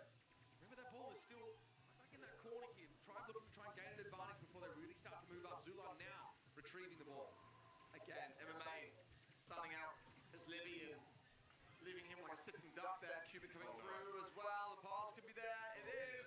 Will the goal happen? It's still a friend zone coming in though. And the super follow-up. Beautiful defense from Tribe. Yeah, love the knockback there from that M's gadget. They've just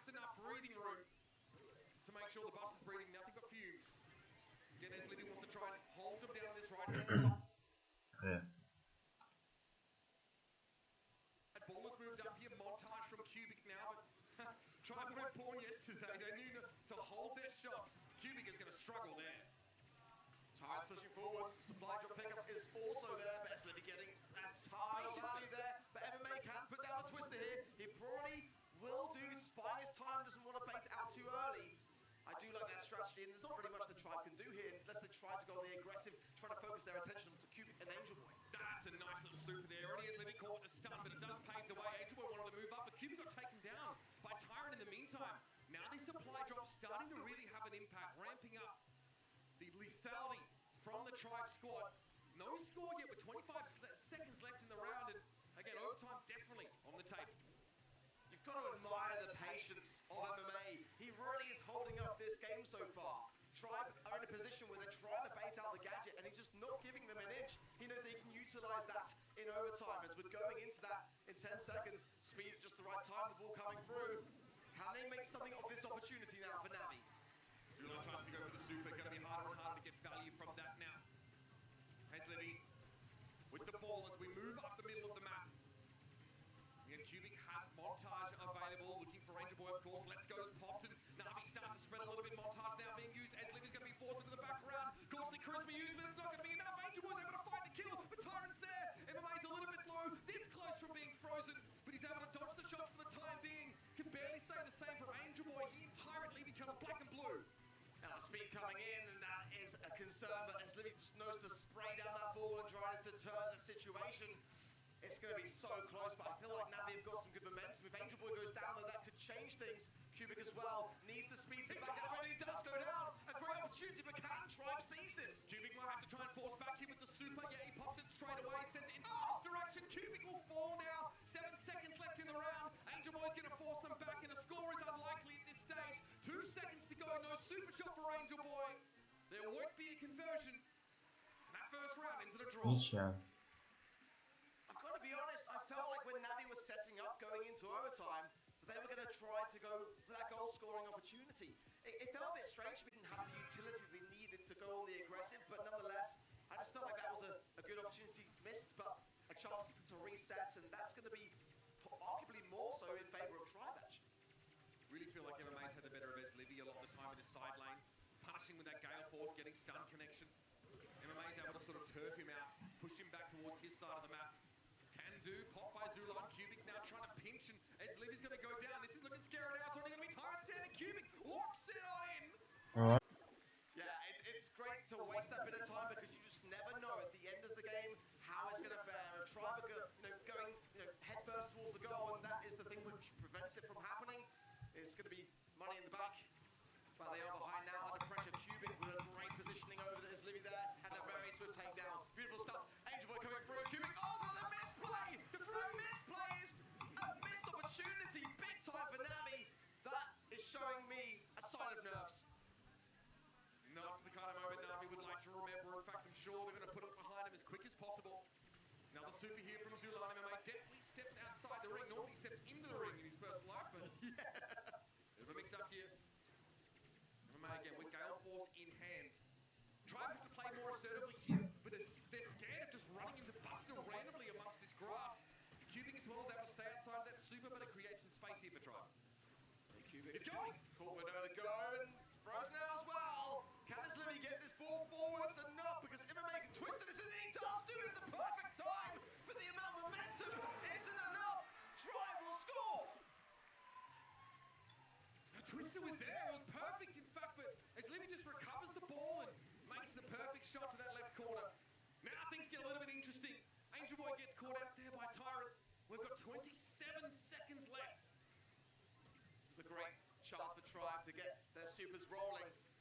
As soon as the boxes go down, try to get that shot off, and Tyrant in a great position here. If he gets down MMA, that's a great person to have out of the mix there. The speed from Angel Boy going on the aggressive. The ball passed through from his Livy. Super lovely timing on that, and just taking their time to score as Tribe Gaming in A move on to match points. Let's talk about some of the tough moments for Navi there. They really hold on. Big missed opportunity here. Yeah, we said, didn't we? Like looking back, it was going to be a costly one.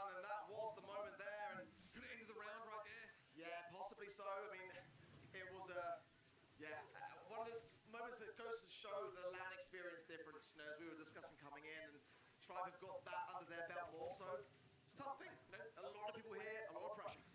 Must win round for Navi. This might be it for them. Cubic barely hanging on. As Livy also looking pretty haggard there as he's forced to back away. No more second chances for Navi here as Livy goes for that caustic charisma, forcing Cubic back here and also scouting those bushes for anyone else. Yeah, they're just taking their time. Speed coming in from Navi, and they've got to just make sure that it gets some takedowns. As Livy gonna go down here. Pass the ball in a good spot. Tyrant as well can use that super if he needs. My goodness. Oh, as well, Cubic comes in, but didn't quite grasp it at the same time. I think there wasn't a chance to shoot, but as Livy just coming in and causing a bit of a body block there. Another Gale force there, friend zone, forcing MMA back. Cubic starting to converge on them now, but Angel Boy has to back away.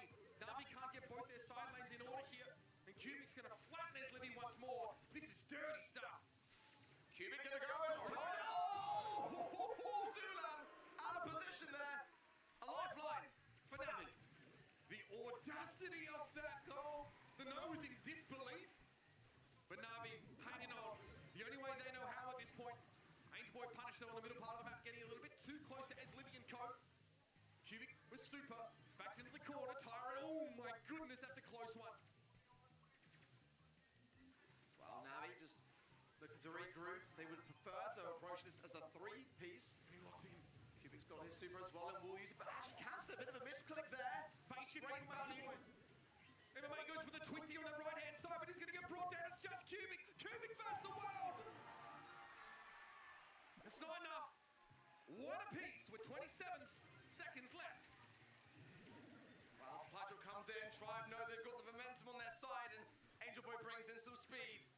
But Cubic is worried about the threes. He can't go in to Zulan too quickly. MMA with a great stun again. But Cubic can't really push this at the moment. This one of them! That was a huge miss! And Tribe Gaming an A will take it home! What other way for your #1 seed from North America and LATAM North to finish it in style? Really hotly contested brawl ball set. But for Navi, them coming alive, it was just too late. Ahead of steam built up by Tribe NA, and even with Captain MMA at the fore, it's not enough for the CIS region team. Very dominant start. Ну, хотя бы на телефоне. Хоть и за другого были, но на компе там можно. Короче, расстроил. Confidence that's going to be going through to that next round. They're looking scary, aren't they? You've got to be honest, they are looking very, very scary. So important for this Tribe team to start on the front foot after having a frankly awkward last couple of months. They've seen the rest of their own region rise up around them, and I'm sure at times they've questioned, do we still want to have it takes to dominate at the global level? The answer to that is yes. The EMEA's #5 seed has been vanquished. This squad is starting to look pretty darn scary. They deal so well with the Buster, right? Your brawler definitely sometimes can pull off these unexpected moments here. Это пипец. Composure from Tribe, especially when they're doing a goal. Ах, господи, я расстроен, очень. They fight back in brilliant style. This is extremely exciting brawl styles, and I love that finish there from Livy. These guys are here to play. Yeah, exactly. I love that. Look at the headphones up as well. You just can't hold back. Меня уже в минуту надо кем-то меня Oh распускать. my word, 18 kills. А Нави, блин, что вы делаете? Angel Boy Что вы accusing делаете? Вы? He was doing so much work. 200 at 41 DPS. Putting in time, putting in work. Ruffs, of all things, by the way. Their MVP is going to be none other than Tyrant Star. What a match from him and the rest of Tribe NA. They have sometime, not a lot of time, sometimes start thinking about now what's next, right? They're definitely going to be looking at the rest of this bracket and going, okay, this last match of the day, we probably have an idea who we're expecting to go up against. So perhaps they're starting to think about prepping for that. We had a chat with Zulan earlier today. It's so funny, so energetic, definitely a lot of confidence on a stage, but off stage we sort of asked him, he just really refused to put him out there. He really refused to make any sort of saucy statements to us. He said, no, look, I mean, Navi are really unpredictable. We've seen what they've done to other teams in Europe. See what they did to SK most recently. We're not getting ahead of ourselves. And I think that shone through in their play. Yeah, I feel like Zulan has a very firm grasp on himself, honestly. Very modest now. You know, he's starting to mature in a wonderful way, and I think Tribe Gaming NA know themselves themselves that, you know, anything can happen on the world stage, and keeping their cards close to their chest and just, you know, making it count through their thumbs is what Tribe Gaming NA is all about. That's right, let's have a look at our bracket now and catch up with where we are in day number 2. We have one match left in our round of 16, and as you can see, NAVI are vanquished, Tribe Gaming advanced to play the winner of our next match. Reconic Esports, hailing from mainland China, go up against SK Gaming. A matchup you just really would very rarely get to see. We're very glad to, of course, have representatives from mainland China here. And those quarterfinals are already getting set up. The storylines at this point are writing themselves. But again, another moment to talk about NAVI here, right? This is a team that's really delighted us over the course of this year. Having them in EMEA now is a treat because we get to see them month after month go up against the very best from that region. We're glad to have them stay in that region. We hope, of course, to see more from them next year. It's an exciting squad of players, though. Yeah, they're great guys as well. You know, they've got such great energy, you know, around the hotel and the venue here. Really enjoyed speaking with them and, you know, getting to learn a bit more about them. As again, we haven't really had them in a LAN setting for, you know, for a while. So, you know, it's commiserations to them. I'd like to see them again coming back on the main stage, you know, getting that all-important LAN experience. It would go such a long way for them. Take a deep breath, ladies and gentlemen. Let's start to turn our attention towards our final match of the day. Reconic Esports go up against SK Gaming, and frankly, Reconic are an enigmatic team for us. Mainland China already had one of those qualifier matches to decide who would go through. Reconic didn't even win that one. More on that, of course, after we welcome them out to the stage.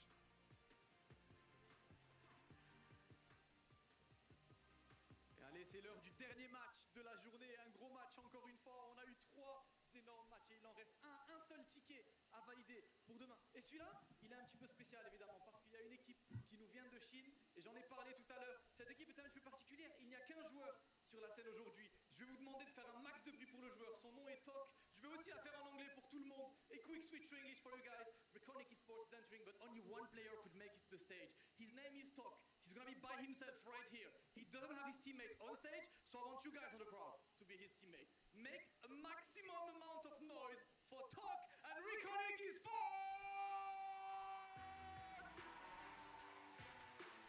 Reconic Esports fought valiantly this year in the mainland China finals and want nothing more than to put their home region firmly on the map. Coming in as the number 2 seed is, of course, NAVI Esports, who sadly weren't able to make it here today. But nonetheless, Reconic Esports qualified for the 2021 World Finals and now have the opportunity to better that performance. Right back then, they were a trick of China. They go up against Queen 9 and they fall pretty spectacularly in a 3-0 series. Mainland China are yet to win a set at a World Finals. There's definitely a lot on these guys' tables, and how about this? Tok sat there on the stage. Talk about one man versus the world. Yeah. Literally. It's great to see the crowd get behind this guy, but I know they're about to make some serious noise because Reconic's opponents, they're about to take the stage themselves. Et les derniers adversaires du jour, ils représentent le côté EMEA. On les connaît bien, il reste une seule place à valider pour demain. Un tonnerre d'applaudissements pour SK Gaming! SK Gaming have been competing since the very birth of Brawl Esports. Semantic EA and iChaos with Coach Pedro understand the importance of both patience and controlled aggression better than anyone else.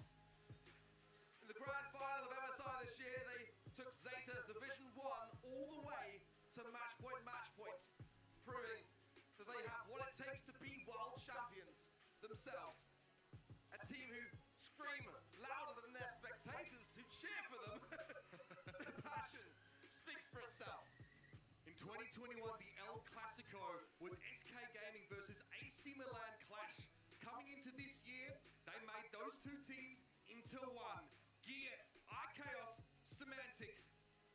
The marriage of two teams that gave us some of the most exciting stories, rivalries, games in the EMEA region became this tour de force that's known as SK Gaming with an unmatched amount of LAN experience as far as European teams are concerned. These guys are the real deal. They won 2 monthly finals in March and September, so a decent gap between them, but no one's ever doubted this team. Even through their ups and downs arc, everyone has feared the name SK.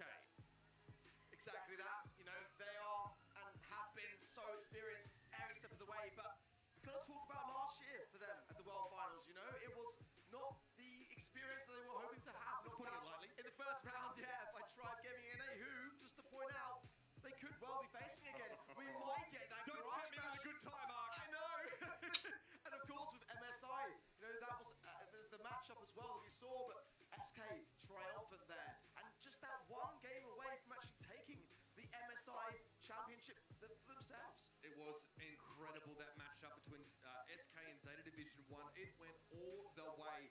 This team, while they're looking at their opponents here, you know, we heard from Petro, he said, look, we just don't have really any information about this team. We had to be prepared for anything, but they're also looking ahead. They're looking at that Zeta Division 1 team. They're coming back for what is theirs, and it's going to be quite a climb to get there. So right now, they need to dot their I's, cross their T's, they need to play tight, play perfect, and prepare themselves for what's to come.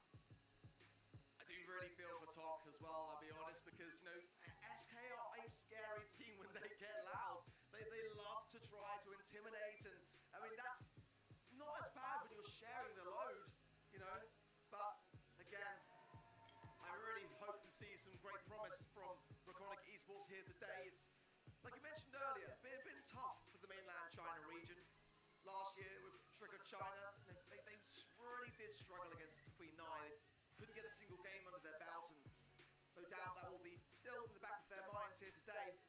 But this is a tough one. I'm not going to sugarcoat it to you, but this is definitely a tough one here for Raconic. Yeah, I mean, you saw our predictions earlier on here. SK Gaming are an absolute juggernaut, and frankly, opportunities for teams like Raconic Esports to take on the rest of the world are limited.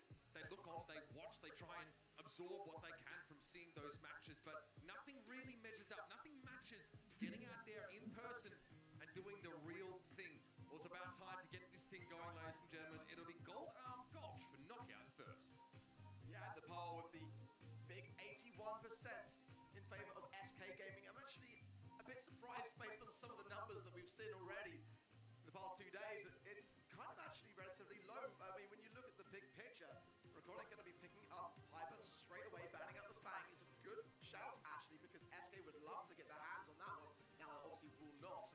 Bonnie and Sprout, Gus, Brock, and Tick banned out by SK. I swear I saw very recently, actually, a Fang 1 versus 3 on this map. It might have been like East Asia or one of those sort of more peripheral regions, but there's a big reason why no one really wants to deal with the Fang in those moments. He can absolutely turn up the heat in an instant. So the Gus ban here as well for SK. You know, it's a pick that we've seen them experiment with. Giaz playing a ton of Gus in that October monthly final, with the Nani getting picked up here. Peep gets extra scary when you don't get to respawn after getting blown up by it. Yeah, I mean, you gotta land them, that's the thing as well. But nonetheless, it's a great counter to Piper. You know, that is gonna be an interesting matchup to follow on those lanes, and I'm sure, no doubt about it, SK will be looking to target that specific player. Coming in with the next pick, and there is still a bell available. Wouldn't be the worst of ideas to have some kind of other range brawler. Rico gonna come in, iChaos, of course, as we all know, arguably the best Rico in the entire EMEA region, if not the entire world.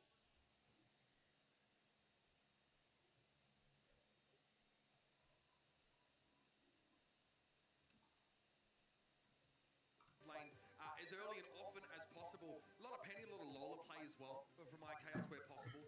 We have the Ruffs locked in here for good night. Ultimately, those supply drops going to really land a helping hand to those Piper shots as well. So you got to have that survivability intact, and in a game mode like knockouts, when SK are going to go really aggressive, it can be problematic. Let's say to say the least. Carl though coming in, and I mean, there's very little to say now about Carl. Having seen it over the past few days, we know that this brawler has really catapulted into the forefront of the meta. Those flying hooks can be incredibly aggressive and can really get behind your opposition, and that strategic play can catch you off guard. There's something very special about seeing star players on these mid-range brawlers, right? Brawlers that can either be fairly passive, play fairly safe, but also on a dime can jump on in full engage and look to find those eliminations. And then, of course, in knockout, it's a big deal. Eve gets picked up here, so this is a fascinating one now from SK Gaming to round out their team composition. Yeah, it's now a brawler which is, not nearly as, I don't want to say bad, but it was definitely one that dropped out of the meta, but now coming back in again as a helping hand of those gears, and a tiny little buff here and there, but it's the hatchlings that can really cause a problem to brawlers like Piper. So I hope for Raconic that the communication is on point when it comes to those hatchlings and preparing themselves for it. And in we go. Ladies and gentlemen, we're about to kick off here on Gold Arm Gulch. It's SK Gaming versus Raconic Esports TOC. And we will have Gear playing the diagonal, as you would expect from the Nani here. And really gives the Chaos a lot of room to start to move on in. Very low Gear going to be helping out a lot. A bit low here. Homemade recipe pops. All the return of Sender, beautifully done by Guille, but doesn't quite get the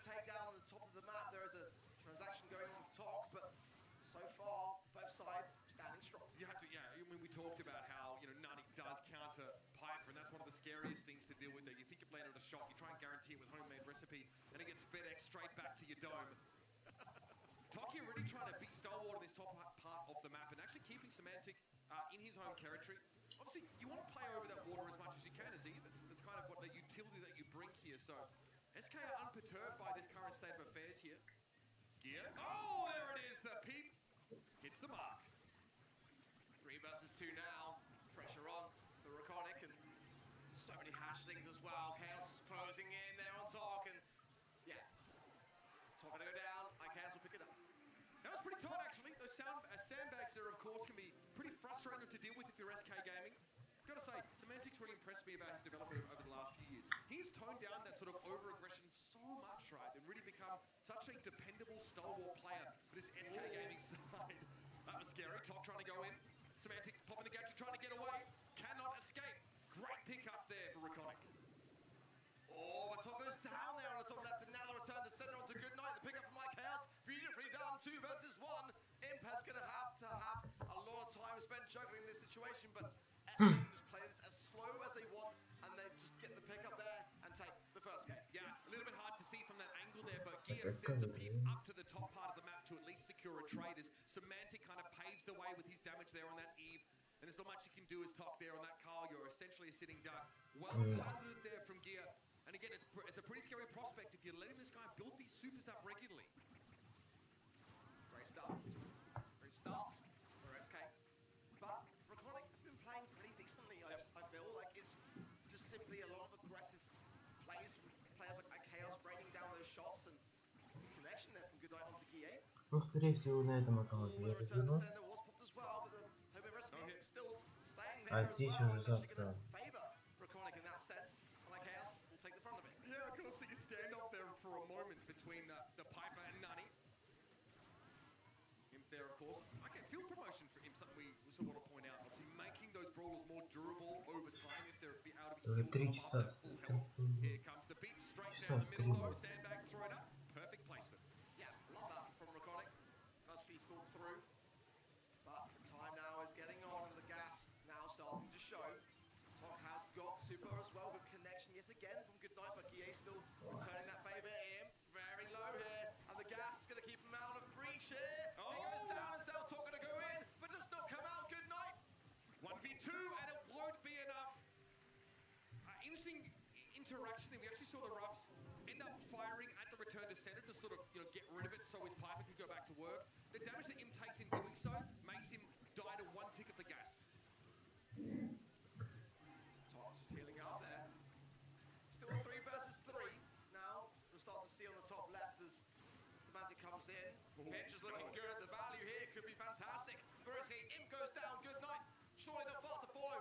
He is getting tapped. IKS will have seen that now. The people come in and try and finish his job. Goodnight knows where's Brett's butter, but he's able to get out there with the pop, and it won't matter. Gia still finds a connection, and it's going to be Talk on his own, in-game and on stage. It's a tough break against a team like SK. Confident stuff. I love the way that they spaced out the Piper jump and timed that run with the peak perfectly back round yet again. SK being quite quiet, quite reserved for a change as well, just to point out. I guess, you know, that's actually really quite a nice thing to see, because when you've got someone else on the other side of the stage and it's just a one-man band, you know, I think that shows some good signs, good sportsmanship. But again, they're not going to be so kind in the respects when it comes to, well, actually, no, yeah, maybe you. I mean, it's Semantic, right? So there's always going to be some degree of exultant celebration. But I'm quite sure that SK also know this could be a longer series. It's already a best of 5 by default, right? So it's longer than your normal quarterfinal runs at a monthly final. And if they make tomorrow, which is looking pretty good so far, that is an extremely, extremely long day. Yeah, oh yeah, tomorrow's where it all comes down to. In terms of the stats, Guy putting in so much work, you know. Again, that NAVI pick, very underrated. That's why it's a bit of a tough brawler to draft on the side of Raconic. Piper early is definitely opening up the door a bit wide there, and SK very quick to capitalize. 4 for Semantic, 5 for Guille, 2 for Chaos, but Imp had a really tough round, it's got to be said. Absolutely.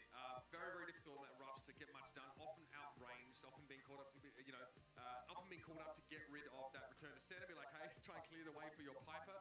Now, that was SK Gaming's best map type. 86% win rate on Knockout. Brawl Ball, not so much for them.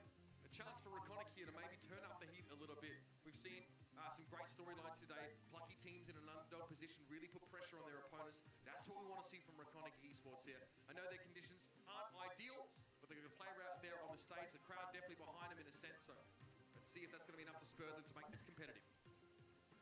Batter in and a swift draft of Poco for SK. I do like that. Bang out though the Ems, the Griff and the Otis on the side of Raconic, the Janet, the Ruffs and the Buster. But Poco, survivability, going to be key here.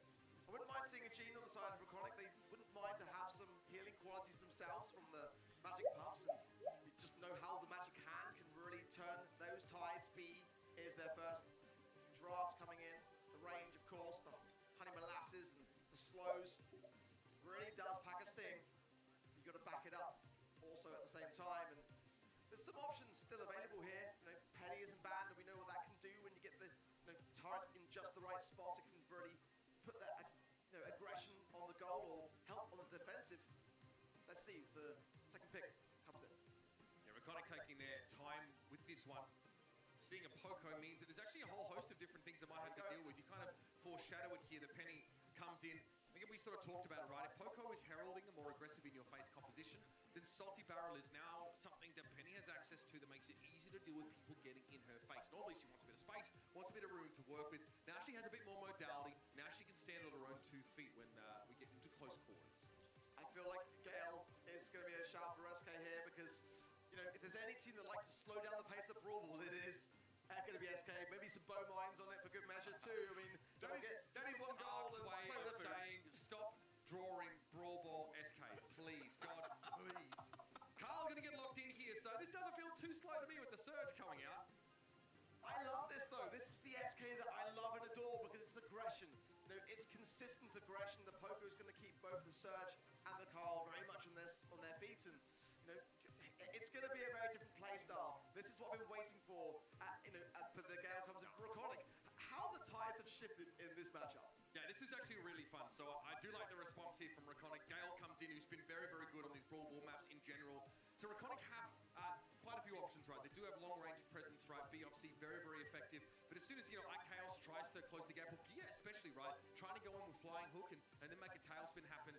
There are options here for Raconic to sort of put some space in between them and SK Gaming. Obviously, Surge now a bit more of a brawler option, of course. Power Shield giving that extra durability if that's the way he wants to go. It looks like that's the case here, so watch out. If he starts to snowball late into the round, this could be a problem. Already good Nine Talker in deep trouble. Great twister, but it's not enough to stop the 1v2. That's all the boss through. Cheeky playing with their food, and we'll get the goal off the back of it. A nice bit of flair. And a very early start. SK picking up that early goal. I mean, that's the problem, right? Gia really starting to flex on Raconic in this series. Chaos getting involved now a little bit more. Screeching solo gives him that double on Gia. Fires one off. That's about as quick as you get on Brawl Ball. 33 seconds. And SK just look so dominant. This is them at home. They're in their playground. And I'm a bit worried for here, Raconic. I mean, they have to start to slow this pace, and they're just going down like flies. Semantic here, of course, knows he can shrug off a lot of damage as he moves up, and this isn't a domination. This is an extinction event. What is going on? What is going on? We might have the entire set finished in less than a minute at this rate. The flight hook in from Guy, the pass potential here. This is done over. This one is done and dusted. I have never seen that happen. Not even to mention this being the World Finals, that was just insane. Blink and you miss it. Well, suffice to say that SK have no intention of playing with their food.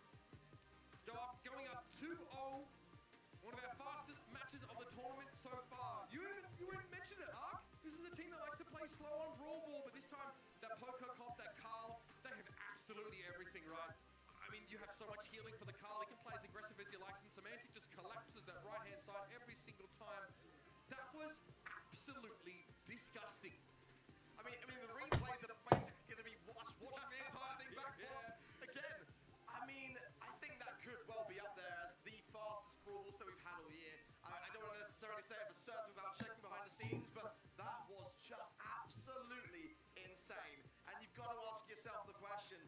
chance now to Raconic have to recover from this. Not just simply being 2 sets down, but after the back of that game, I mean, one singular kill the entire time, just the one. Well, if you want SK Gaming to show you respect, you have to earn it.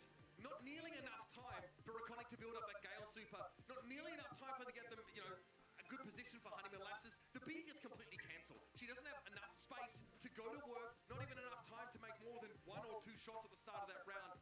Flying hook, go forward, don't stop.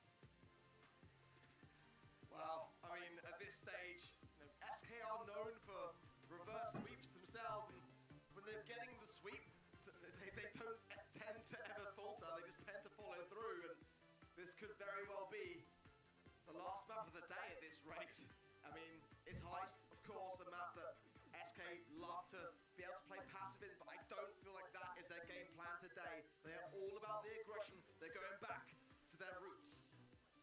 Like you said, potentially the last map of the day. Potentially the last set for our representatives from mainland China. Whatever Raconic Esports have left needs to come out now. If they've got something special, they had something in reserve, a secret strategy, an off-the-wall play, you may as well throw caution to the wind and try and make it happen. And of course, the much coveted 8-bit pick locked in straight away by Semantic. Yeah, I really do love that. I love the bans also. The B being banned here is quite a big one. Colette, great brawler to have. B ban there is going to open up potential for Daryl, of course, but we know that that's going to have to be something that SK can still counter. Lola, I do love that for Raconic. The chance to respond here from SK. Yeah, this is where we probably really get to, well, this is where we really get to see what SK are planning to do here. Just what kind of function the 8-bit they're hoping to fulfill in this composition. Some of those more aggressive options definitely on the table. I mean, SK banned literally 3 sharpshooters. 3 of them. B, Bell, Piper. And both teams also banning Piper with Brock being out of the mix here. There's not a whole lot of that range left to go around. We could combine the roughs. Ultimately, that will really give a nice damage boost to 8-bit Otis coming in. We've seen so much play for Otis. It really is in such a good spot. And you know, the fat splatter in the bush as well, being able to show up everyone body is a very, very SK ranged idea. Being able to keep momentum of the damage onto the safe, such a crucial thing to have. Yeah, also having all-in potential. There's always the combo of getting the mute. Bonnie can also try and follow up there, as we know she hits extremely hard when she's able to take the risk and get up close and personal. Just a very robust composition here from SK Gaming. What do you think about the bow here on a map like Bridge Too Far from Raconic? It's not a bad thing to have. I just feel like there's better options at this stage. It's going to have, you know, the bow mines blocking down some and the choke holds, but yeah. I didn't expect to see it personally. Yeah, it's kind of more like an SK kind of combo, to be fair. They will love to use bow, and I don't therefore feel like it's a bad brawler to have. It's just a bit of a safe one, and when you've got to see the big picture of what's coming at you, that's your third and final pick is your bread and butter, ideally. It's just a bit safe. Fat spider straight away from Semantic. He wants a little bit of room and start to put some pressure here on him. Goodnight is given a free mid lane here. But not exactly a target-rich environment. As Chaos plays in that bush here, just really trying to outrange the bow if at all possible. Goodnight having that damage gear triggered. Trying to stay alive in that fight, but Chaos and Tok trade there at the bottom part of the map, but that's a scary one now. Semantic helping Gear out in the mid. Yeah, Gear just being reserving, I feel, of the extra credits. He'd love to get the damage booster down and just get that value in. Yeah. Mine's just, trying to trigger them as well. Now with the speed, he can do so a little bit easier. Semantic just getting taps after tap on the safe damage gear. Now we're going to heal up accordingly. Okay, time to collect it. Used by Goodnight. Was hoping, obviously, to put some pressure on Chaos. That's naturally the kind of super you want to use to get free damage on the enemy safe, but Raconic aren't in a position to actually be threatening that at all for the time being. Dia is really hard to shift in the middle part of the map, especially now with his speed boosted within the range of that damage amplifier, and Chaos is going in. Again, another trade on the right-hand side. Nice triggering there from Guille. Very defensive turret, but ultimately wants to allow his teammates to win their lanes and gradually push themselves forwards. But this is a scary comp. Ultimately, it could be over with one big single push in from SK, so they're just gearing themselves up, taking it slow, looking to win those trades. Time to collect there comes out from Raconic. So Goodnight gets value from that super. Chaos will punish there. But now SK saying, okay, this buffer isn't really big enough for us. We definitely need to extend this lead. And Gear getting 3 shots on the safe. That's a scary prospect. Yeah, extra credits combining it with the damage booster. 63 33% remaining now on the save, but it's a relatively close scoreline compared to what we saw, in Brawl Ball. Reconic are having their moments. They're starting to get some momentum on the right-hand side there. Good Night's getting some fantastic taps there onto Chaos, but it's Semantic clearing up that left-hand side lane, opening up some space, and Guille with the finish. Yeah, this is dangerous now. Tough for Reconic to pull themselves out of a position like this. Semantic wanted to posture forward, get some free damage. Time to collect now on the safe. It's decent, but it's not enough for the time being. 17 left in the round. Opening up some space in the mid as well, but IKS and Semantic are in position. There's nothing the Good Knights can really do here. With 10 seconds remaining and SK locked in firmly, it's going to be them moving on, surely, to match point. That'll do it, ladies and gentlemen. SK Gaming will get this first round in what may well be the final set. A big part of the success for SK in that round is Semantic constantly winning that lane assignment against the Lola, which is not necessarily an easy thing. She can definitely harass you from that long range, but Semantic immediately asserts himself right. Fat Splatter moves up into the space created by that one and constantly dominating Imp, who's had a really tough series in general. Talk there was trying to keep that super token going as long as he could, but Guille very aggressive, and it's exactly the right thing and the right play to make. Look at this. Look at Semantic just pushing up. And this is what he does. He gets far enough up the lane that he can turn on Tok and then open the way for Gia, who has the ability just to damage amp up or pressure the safe down. Rinse and repeat for SK here. Yeah, exactly that. Guille's been so great at surviving on, isn't he? Just preserving himself, extra credits there just to keep the aggressiveness to Good Knights and force him backwards, but it's just Semantic and Chaos just holding firm on those side lanes, and it's causing such a difficult problem. Yeah, we're getting a lane swap here. So Tok now going up against Chaos on the right-hand side because, frankly, he can't deal with Semantic constantly interrupting his gentleman's duel in the middle part of the map. He's done it once more. Semantic wraps around. Now he's going to take a couple free pot shots at the safe, and we're already down to 63. Chaos gets the win there, and he doesn't even trade, so this is very scary. SK looking imperious. Reconic are struggling in this ball. They've got to try to get one of these lane takedowns. I like their imp forcing through there. The ego's a bit early, but Semantic just continues to punish it. Now IKS jumping in, getting some damage. Guille, Semantic, everyone doing their bits. And SK Gaming will move on to the next round of the competition. Eyes forward for SK Gaming. Все, ребят, They я weren't sure забрал what would на... be standing in their way, or who would be standing in their way in this round of 16 match. But one Все, thing was ребята, for sure, я забрал they had to Дару win it, and they do на it этом in аккаунте. style. На этом аккаунте. Gotta give it to Tok. Stood up there on the stage. A one-man army, literally.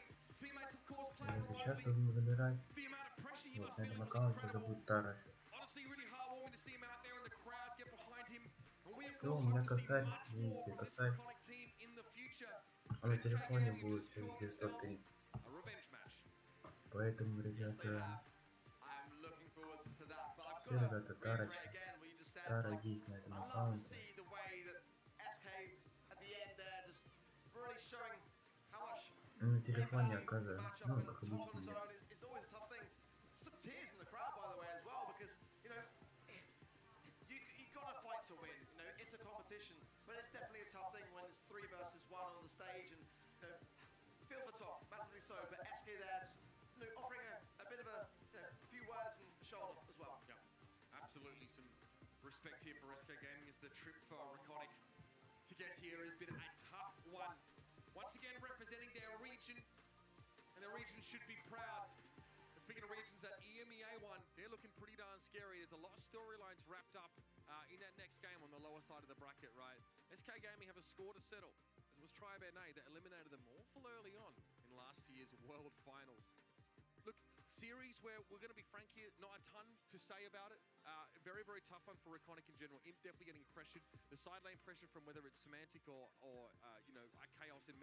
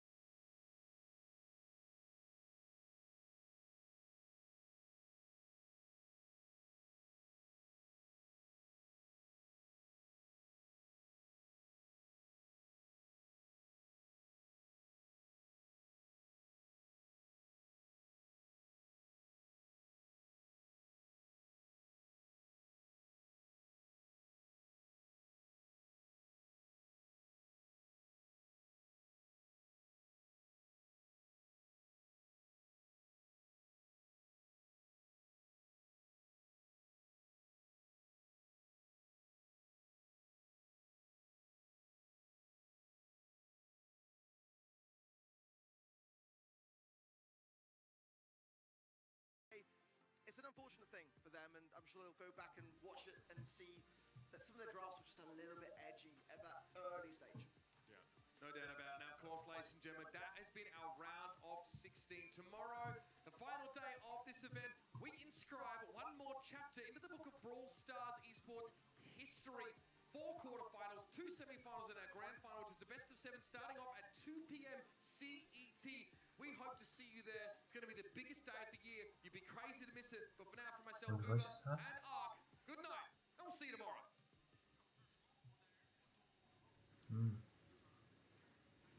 В 2 часа получается.